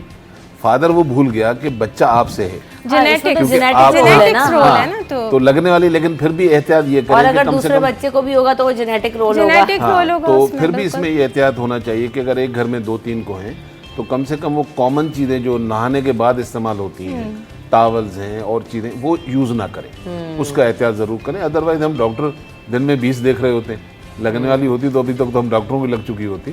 तो इससे घबराने की ज़रूरत नहीं है। हमारे यहाँ ट्रीटमेंट में जो लोगों के लिए हम आसानी कर सकते हैं, जैसे वर्जिन कोकोनट ऑयल है तो वो 120 ml ले लें, क्योंकि सबसे पहले इसको ड्राई नहीं होने दें। ड्राई होगा आपको इचिंग करवाएगा, इचिंग कराने से ये ट्रिगर करता है ज़्यादा।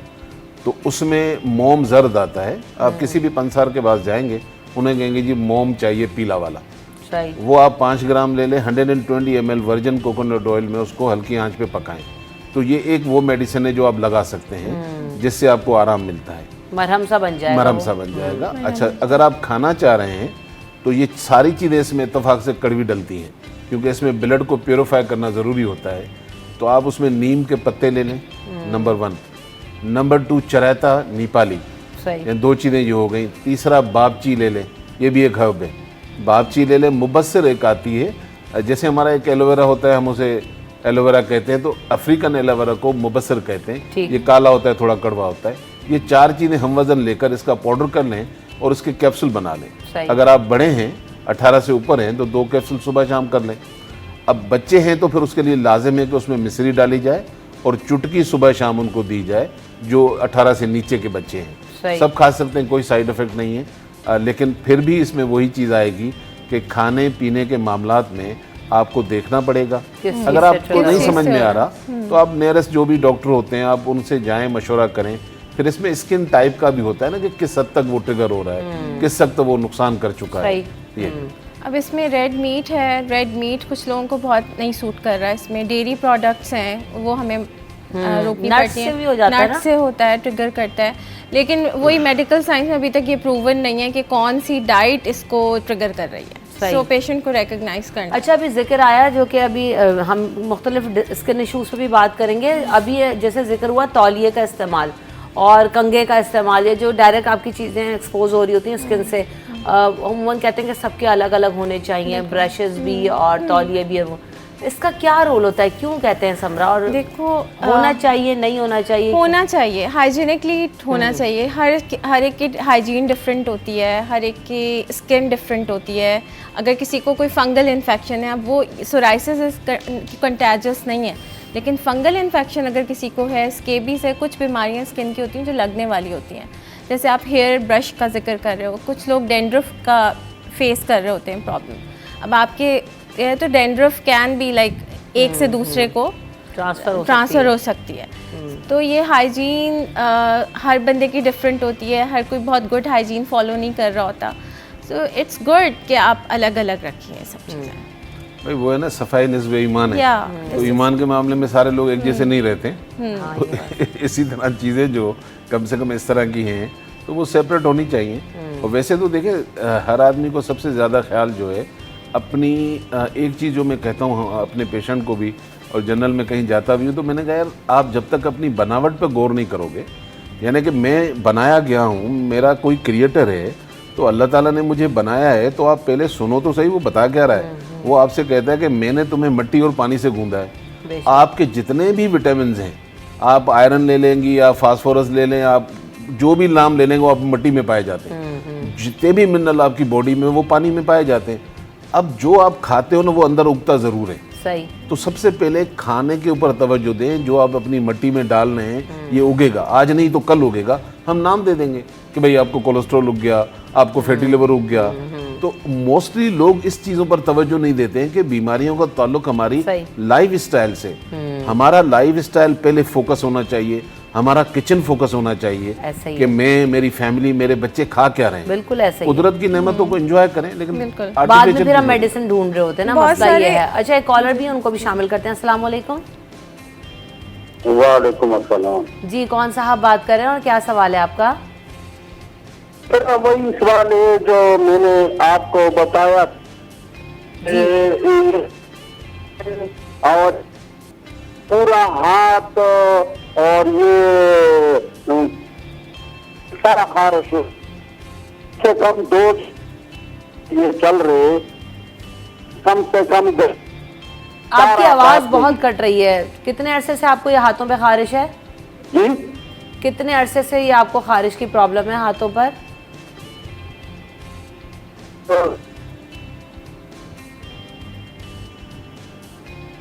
ठीक। अच्छा, शाह फैसल साहब की आवाज़ जो है ना हम तक क्लियर नहीं पहुंच पा रही, लेकिन जहाँ तक हम समझ पाए हैं वहाँ इनको खारिश का प्रॉब्लम है हाथों पर, 3 साल से है, वो ख़त्म नहीं हो रहा है। इसका सवाल का जवाब ढूंढेंगे, लेकिन पहले ब्रेक लेते हैं, ब्रेक के बाद।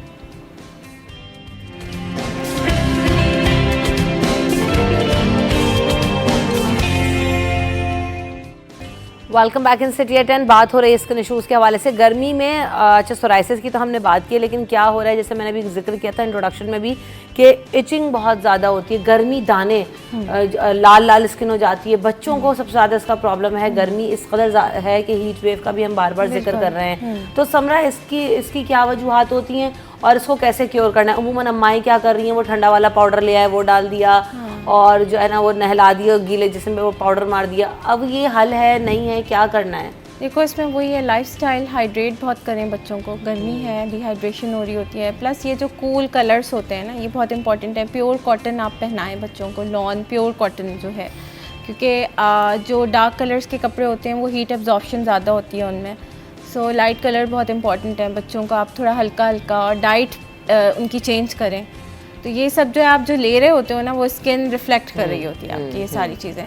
प्लस ये जो आप प्रिकली हीट पाउडर की बात कर रही हो, तो इसमें लोशंस भी हम लोग डर्मेटोलॉजिस्ट एडवाइस कर रहे होते हैं कि अगर रेडनेस हो गई है उसको काम डाउन करने के लिए, तो आप ऑब्वियसली अगर ऐसा एग्रावेट हो गया है तो डर्मेटोलॉजिस्ट जो भी आपका करीबी है उसको कंसल्ट करें, खुद से ट्रीट ना समझ करें। में ये नहीं आ रहा होता कि उम्मन क्या तासुर है कि जी पाउडर जो है वो सारी चीज़ों को रिलीफ दे देता नहीं, है नहीं, आपको। ऐसा नहीं होता। और उल्टा ये है, रिसर्च ये कह रही होती है कि जी आप छोटे न्यू बॉर्न से लेकर और आप बड़े बच्चों तक भी पाउडर का ना इस्तेमाल यूज़ ना करें। करें। हाँ, और थोड़ा होता सा हम देख रहे होते हैं उल्टा, तो कंफ्यूजन हो जाती ये है ऐसा मुझे ही तो। है जैसे सिटीज़ में मोस्टली, मैं छोटी मिसाल देकर समझा रहा हूँ कि आप अर्के गुलाब अगर कहीं से खरीदें, अगर खुशबू ज़्यादा है तो लोग उसको प्योर समझते हैं और कहते हैं फ़ायदेमंद है।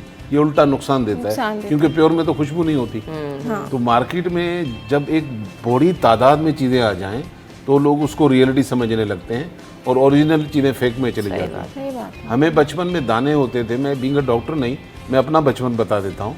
तो अम्मी क्या करती थी, हमारी एज होगी 10-12 साल, तो एक तो वो नीम के पत्ते जो हैं वो उनको बना के, जैसे शरबत सा बनता है ना, पहले पेस्ट बन गया, फिर पानी डाला, छान लिया। अब होता तो कड़वा था लेकिन वो पिला देती थी। लेकिन यकीन करें 2-4 साल तक तो कभी हमारे यहाँ दाने नहीं निकलते थे। साथ में वो मुल्तानी मिट्टी लेकर उसमें नीम की, वो आपको पता है नीम के वो आते हैं निबोलियाँ होती हैं गोल-गोल। तो उसको घोट कर और नीम उसमें मुल्तानी मिट्टी में पतला सा पेस्ट बनाकर और वो पूरे जिस्म पे जहाँ जहाँ दाने लगा के 1 घंटा बोलती थी बस घूमते रहो, उसके बाद नहला देती थी। 1-2 ट्रीटमेंट में हम सही हो जाते ये थे। एंटीसेप्टिक होती है ना सारी, आप अल्लाह देखें ना, ताला ने इसमें एक हाँ। एंटीबैक्टीरियल अब रोल आपका है। शो सब एक चीज़- पता नहीं गांव में, पता नहीं पूरे मुल्क में देखा जा रहा है, तो गरीब आदमी दवाई कहाँ से ढूंढे। तो इस बेस्ट ये ट्रीटमेंट होती है। हमारे घर में ये दादियाँ पड़दादियाँ, यकीन करें डॉक्टर होती थी, पढ़ी पढ़ाई डॉक्टर होती थी, मगर आज हमारे घर में बूढ़े मौजूद हैं, बुजुर्ग नहीं हैं। तो बुजुर्गों का ये काम होता था कि वो घर से ही चीज़ें निकल आती थी। नहीं, बूढ़े या बुजुर्गों की बातों को भी हम इतना सीरियस नहीं ले रहे होते। अब ये सब कौन करता है, उमूमन हमारा एक जो है ना जवाब ही होता है, ये कौन करेगा। थोड़े काहिल भी हो गए हम लोग मिजाज ना, अब ये लेप बना के लगाने में हमारी तो जान निकल जाएगी, गोली खिलाएंगे खत्म, ऐसे ही शॉर्टकट्स दिख। शॉर्टकट। मतलब वो देखें, एंड ऑफ द डे क्या होता है कि आप वही लाइफ स्टाइल ही बात है, अगर आप नहीं बदलते हो ना, मैंने तो ये देखा है 20 साल में, लोग लाइफ स्टाइल नहीं बदलते हैं लेकिन डॉक्टर बदलते रहते हैं, आज इसके पास कल उसके पास। तो बेहतर ये है कि लाइफ स्टाइल पे तवज्जो दें, खाने पीने, और मौसम का फल नहीं छोड़ें।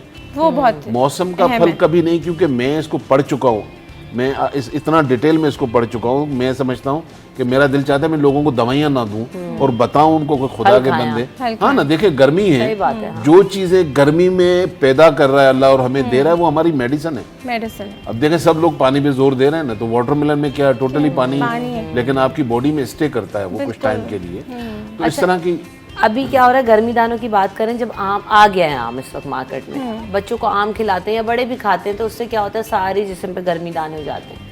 तो आम नहीं खाना, आम नहीं खाएं, ये भी मिथ है कि उससे दाने हो जाते हैं। देखिए बड़े बुजुर्ग क्या करते थे, बिल्कुल सही बात है, क्योंकि आम को खाया जाता है, लेकिन अगर आप पीछे जाएं अपने बड़ों से पूछें, जब भी वो आम खाते थे तो आम के ऊपर वो जामुन खाते थे। अच्छा, क्योंकि आम की तासीर को जामुन लेवल बना देता है। यहाँ वो हल्का सा पतला करके दूध पीते थे, दूध का भी कहते हैं, हाँ ठीक है ना। तो अब वो चीज़ें हम कर नहीं रहे होते हैं। तो इस तरह हर चीज़ में किसी न किसी चीज़ का ताल्लुक है। आप मूली खा लें हजम नहीं होगी, मगर आप मूली के साथ मूली के पत्ते खा लें हजम हो जाएगी, वैसे खाएंगे तो गैस्ट्रिक कर देगी। तो एक अल्लाह ताला का निज़ाम है, उस चीज़ों को सिर्फ हमें समझना है, कोई इतना मुश्किल नहीं है। जब आप एफर्ट करते हैं, बैठते हैं आप उन लोगों के साथ जो इसके बारे में जानते हैं, सही, तो वो फिर आपको जब मालूमात मिलती है तो ठीक। अच्छा समरा, अभी हमें अब इस तरह की जो चीज़ें हो रही हैं, स्किन के ऊपर रैश बहुत ज़्यादा हो गया है, खारिश की शिकायत बहुत ज़्यादा होती है। कभी कुछ लोगों को मैंने देखा है, गर्मी है, बार बार पसीना आ रहा है, बाहर काम भी कर रहे हैं, स्वेट बहुत ज़्यादा हो रहा है, तो उसका हल क्या है कि खारिश से भी बचा जा सके और स्वेट से भी बचा जा सके? कोई हल है इसका? ये बस स्किन टाइप पे हो गई? नहीं हो गई होगी क्योंकि मौसम बैड वेदर है, बट उसमें यही है कि आपका जो लाइफ स्टाइल थोड़ा सा चेंज करने की ज़रूरत है। आप जो फ्रूट्स खा रहे हैं जैसे वाटरमेलन है, तो मैंने उसका पढ़ रही थी, ग्लूटाथायोन आजकल हम लगा रहे होते हैं, एंटीऑक्सीडेंट है वो बहुत अच्छा। अगर हम एक देखो, एक हर चीज़ की एक्सेस डोज होती है और इतनी डोज लें जो आपके लिए फ़ायदेमंद है। सो वाटरमेलन इज बहुत हाई रिच है इन एंटीऑक्सीडेंट जो ग्लूटाथायोन है। अच्छा। सो इसमें बहुत सारे आपके जो फल आ रहे हैं आप वो ज़्यादा इस्तेमाल करें। आप वो कच्ची लस्सी एक आती थी कि जी पानी में आप थोड़ा सा दूध एंड पानी आप मिक्स करके, तो वो आपकी तासीर को कुछ, मुझे लगता है कि डाइट को चेंज करने की बहुत ज़रूरत होती है अकॉर्डिंग टू वेदर। और फिर वो जो डर्मेटोलॉजिस्ट हम लोग जो एडवाइस कर रहे होते हैं, कोई रैश के साथ आएगा, ऑब्वियसली हमारे कुछ ट्रीटमेंट प्रोटोकॉल्स होते हैं, हमें वो फॉलो करने होते हैं कि हमें एंटी एलर्जी भी देनी है, सूदिंग लोशंस देने हैं, स्टीरॉइड्स भी देते हैं कुछ कंडीशंस में। फंगल इन्फेक्शन अगर ट्रिगर कर जाता है, गर्मियों में बहुत कॉमन है fungal infection, tinea cruris, tinea corporis, जो बॉडी का फंगल इन्फेक्शन होता है। एक्नी बहुत ज़्यादा कुछ लोगों की एग्रावेट कर जाती है इन कंडीशंस में, तो ऑब्वियसली फिर हमें अच्छा, फंगल इन्फेक्शंस में क्या हो रहा है कि आप जी दवाएं खाए जा रहे हैं, जैसे ही उनको छोड़ते हैं वो हम फंगल इन्फेक्शन जो है वो वहीं का वहीं होता है। अब वो एक वक्त आता है, वही वाली बात, ईसा भाई वाली बात कि एक डॉक्टर छोड़ते हैं, दूसरा पकड़ते हैं, दूसरा 45 दिन तक की वो दवाएं दे देते हैं, लेकिन उसका हल नहीं होता। समरा क्यों? उसमें ये हो रहा है कि लोग जनरल प्रैक्टिशनर्स के पास जा रहे होते हैं, वो स्टेरॉइड्स लगवा देते हैं। स्टेरॉइड से क्या होता है कि वो मास्क कर जाता है फंगल इन्फेक्शन कुछ टाइम के लिए, उससे आप लोगों को लगता है कि ये ट्रीट हो गया, वो ट्रीट नहीं होता, वो छुप जाता है कुछ अरसे के लिए। जब आप वो दवाई लगाना छोड़ते हैं, जो स्टेरॉइड्स हैं वो ट्रिगर करके बढ़ के आता है, और कुछ दवाइयों की डोजेस नहीं सही दी जाती। एंटी फंगल, अब जीपीज़ हैं, उनके पास आप जाओगे, उनके पास प्रॉपर नॉलेज नहीं होती, वो आपको 25-25 दिन 40-40 दिन भी आप वो दवाई खाओगे, बट प्रॉपर डोज नहीं खाओगे, आप रेजिस्टेंट हो जाओगे उस मेडिसिन से। सो हमारे लिए भी बहुत मुश्किल पैदा कर देते हैं ट्रीट करना इन चीज़ों को। सो कुछ ऐसी एंटी फंगल हैं जो अब काम ही नहीं कर रही, रेजिस्टेंट हैं लोग, पहले से इतनी खा के आए हुए होते हैं, तो हमें फिर दूसरी ऑप्शंस पे जाना पड़ता है जो हम नहीं जाना चाहते हैं ऑब्वियसली। इसमें देखिए, सबसे पहली चीज़ है, जितनी हम बीमारियों के नाम ले रहे हैं ना, जिसका ताल्लुक अंदर से हो, बाहर तो वो अपीयर हो रही है ना, बाहर आप लगा के उसको ख़त्म कैसे करेंगे?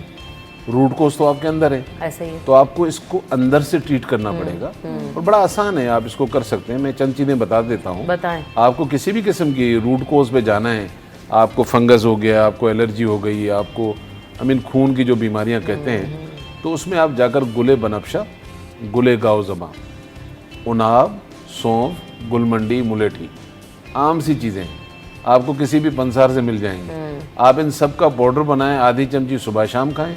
अच्छा, अगर फंगस है, जैसे नेल्स में आप देखा होगा अक्सर कि वो कॉर्नर ख़राब हो रहे होते हैं, वो बहुत सारी हमारी बहनें वो सरफ में हार्ड नहीं डाल सकती, तो आप सिर्फ कुछ भी नहीं करें, आपके पास मेडिसिन नहीं है, आप सिर्फ नीम का ऑयल लगाएं, ये भी एंटी फंगस है। सही। तो खाने वाला आप ज़रूर खाएं, लगाने वाला सही हो जाए तो छोड़ दें, मगर खाने वाला कुछ अर्सा नहीं छोड़ सकते जब तक वो आपका ठीक ना हो, आपका ब्लड को प्योरीफाई नहीं कर। एक कॉलर भी है, उनको शामिल करते हैं। अस्सलाम वालेकुम। वालेकुम जी, कौन साहब बात कर रहे हैं और क्या सवाल है? ये मकसूद मुस्तफा बात कर रहा हूँ लाहौर से। जी मकसूद साहब, फरमाइए क्या सवाल है आपका? अच्छा, मेरा सवाल ये है जी, कोई अर्सा 1.5 साल से ना, 1.5 साल पहले मेरे मुंह के अंदर कुछ छाले वाले बनने शुरू हुए, और साथ में मेरी बॉडी के ऊपर भी 1-2 जख्म से बने। तो मैंने स्किन वालों से कंसल्ट किया, स्किन स्पेशलिस्ट से, तो उन्होंने पहले तो उनको समझ में नहीं आया, फिर जब उन्होंने कुछ मुझे एंटीबायोटिक्स और चीजें दी, लेकिन फर्क नहीं पड़ा। फिर मैं गया, एक और स्पेशलिस्ट है बहुत सीनियर लाहौर के अंदर, तो उन्होंने मुझे मेरी बीमारी को डायग्नोज दिया एज पेम्फिगस वल्गैरिस। तो उसके लिए फिर हाईएस्ट उन्होंने स्टेरॉइड्स, डेल्टाकोर्टिल को दिन में 8-4 करके, और साथ में एमोरिन सुबह शाम, और फिर कुछ दवाइयाँ इस तरह दी, और अब तक मैं स्टेरॉइड्स के ऊपर हूँ, और उसके फिर अपने साथ ये है कि शुगर भी बढ़ गई है और ब्लड प्रेशर भी बढ़ा हुआ। तो अभी तक जो है ना, मुझे इसका छुटकारा नहीं मिल रहा। वो के कम जरूर हो गया है, लेकिन अब मैं दो गोलियां इसकी डेल्टाकोर्टिल और 2 ही सुबह शाम एमोरिन की ले रहा हूँ, एमोरिन की, और साथ में कुछ और मल्टीविटामिन वगैरह ये वो। तो लेकिन मेरे मुंह के अंदर खास तौर पे जो है ना, वो छाले और दाने वगैरह वो ठीक नहीं हो रहे हैं। 1.5 साल हो गया, तो तो बहुत तंग आ गया हूँ। और मैंने ठीक, सही। मकसूद साहब हमारे साथ मौजूद थे। उनका सवाल था कि उनके मुंह में छाले हैं, अब स्टेरॉइड्स में बेस्ड दवाएं भी दी हैं और दवाएं खा भी रहे हैं, लेकिन उनको कोई फ़र्क नहीं, इतना ज़्यादा कम हुआ है लेकिन ख़त्म नहीं हुआ है। इस पर हम जवाब दीजिएगा इस सफ़ाई, लेकिन मैं पहले ब्रेक ले लेती हूँ, ब्रेक के बाद।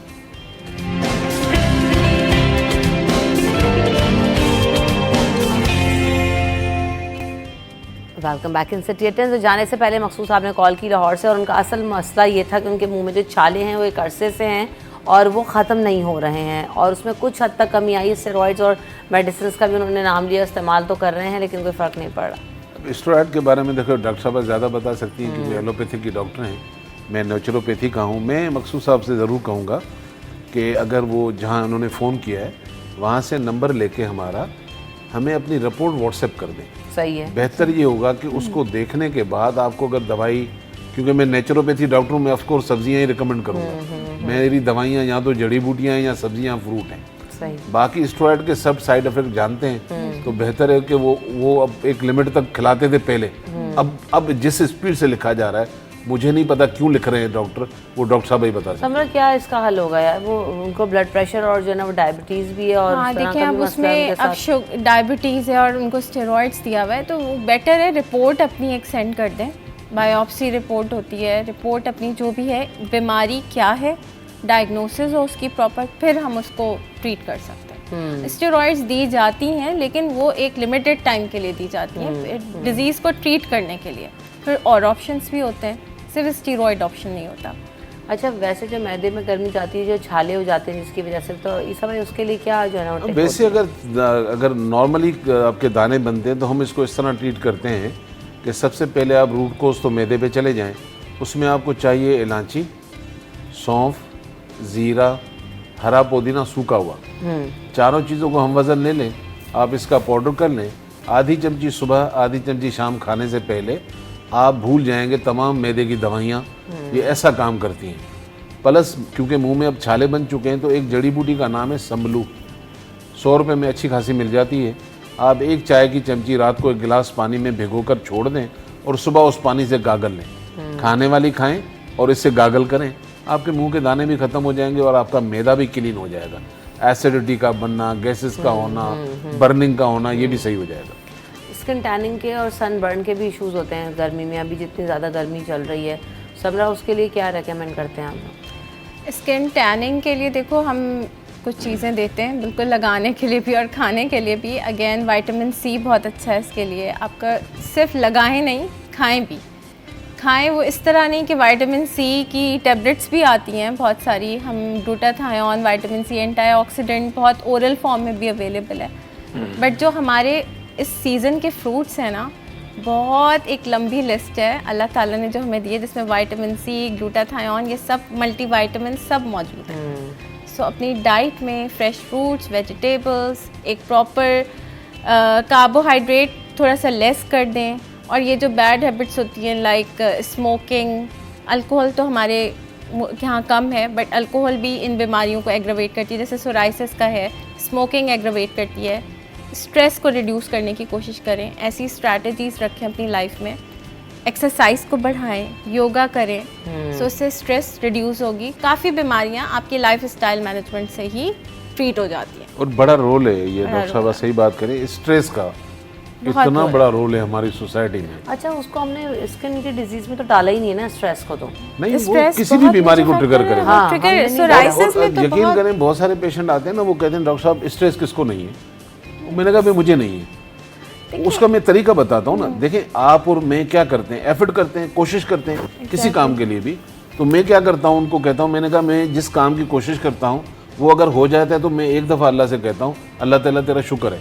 अच्छा, अगर मैं एफर्ट कर रहा हूँ मेरा काम नहीं हुआ तो मैं अल्लाह से 2 दफ़ा कहता हूँ कि अल्लाह ताला तेरा शुक्र है। मगर ये आप सोचने लग जाओ मेरे साथ ही क्यों हो रहा है, मेरे साथ ही क्यों हो रहा है, तो आप एंजाइटी और स्ट्रेस में जाएंगे। आप जिस सिचुएशन में कहें अल्लाह तेरा शुक्र है, आप स्ट्रेस में नहीं जा सकते। हमारे यहाँ ये भी बहुत बड़ी कमी है कि हम उसका शुक्र अदा नहीं। Lack of gratitude is the major problem. अल्लाह ताला ने बहुत कुछ दिया है, हम शुक्र नहीं अदा करते, रोते रहते हैं। हैबिट है, ये नेशनल हैबिट है हमारी। अब देखें ना, ग्लूटोन डॉक्टर साहब ने बात की, वाटरमेलन में मौजूद है, वो शायद अभी भी कौम को समझ में नहीं है। आप बोलें कि ये वाइटिंग बहुत करता है, ये अब कौन खाएगी? बिल्कुल खाए। नहीं, विटामिन सी की टैबलेट ले लेंगे, इंजेक्शन ले लेंगे, लेकिन अब तो बूस्टर्स लगवाते हैं और वो इंजेक्शंस और वो ड्रिप्स लेकिन लग आप रही देखिए हैं। कितने सिट्रस फ्रूट में मौजूद होते हैं। भाई अभी फालसे, अभी हमने कल परसों फालसे पे बात की। फालसा Amazing. Is full of vitamins and nutrients. of कितना vitamins. मैं उसको कहती हूँ छोटा सा शरारती सा फल है, लेकिन उसके अंदर इतने न्यूट्रिएंट्स आप हैं। उसका जूस बना लें, आप वैसे नहीं खा सकते, तो इट्स अमेजिंग।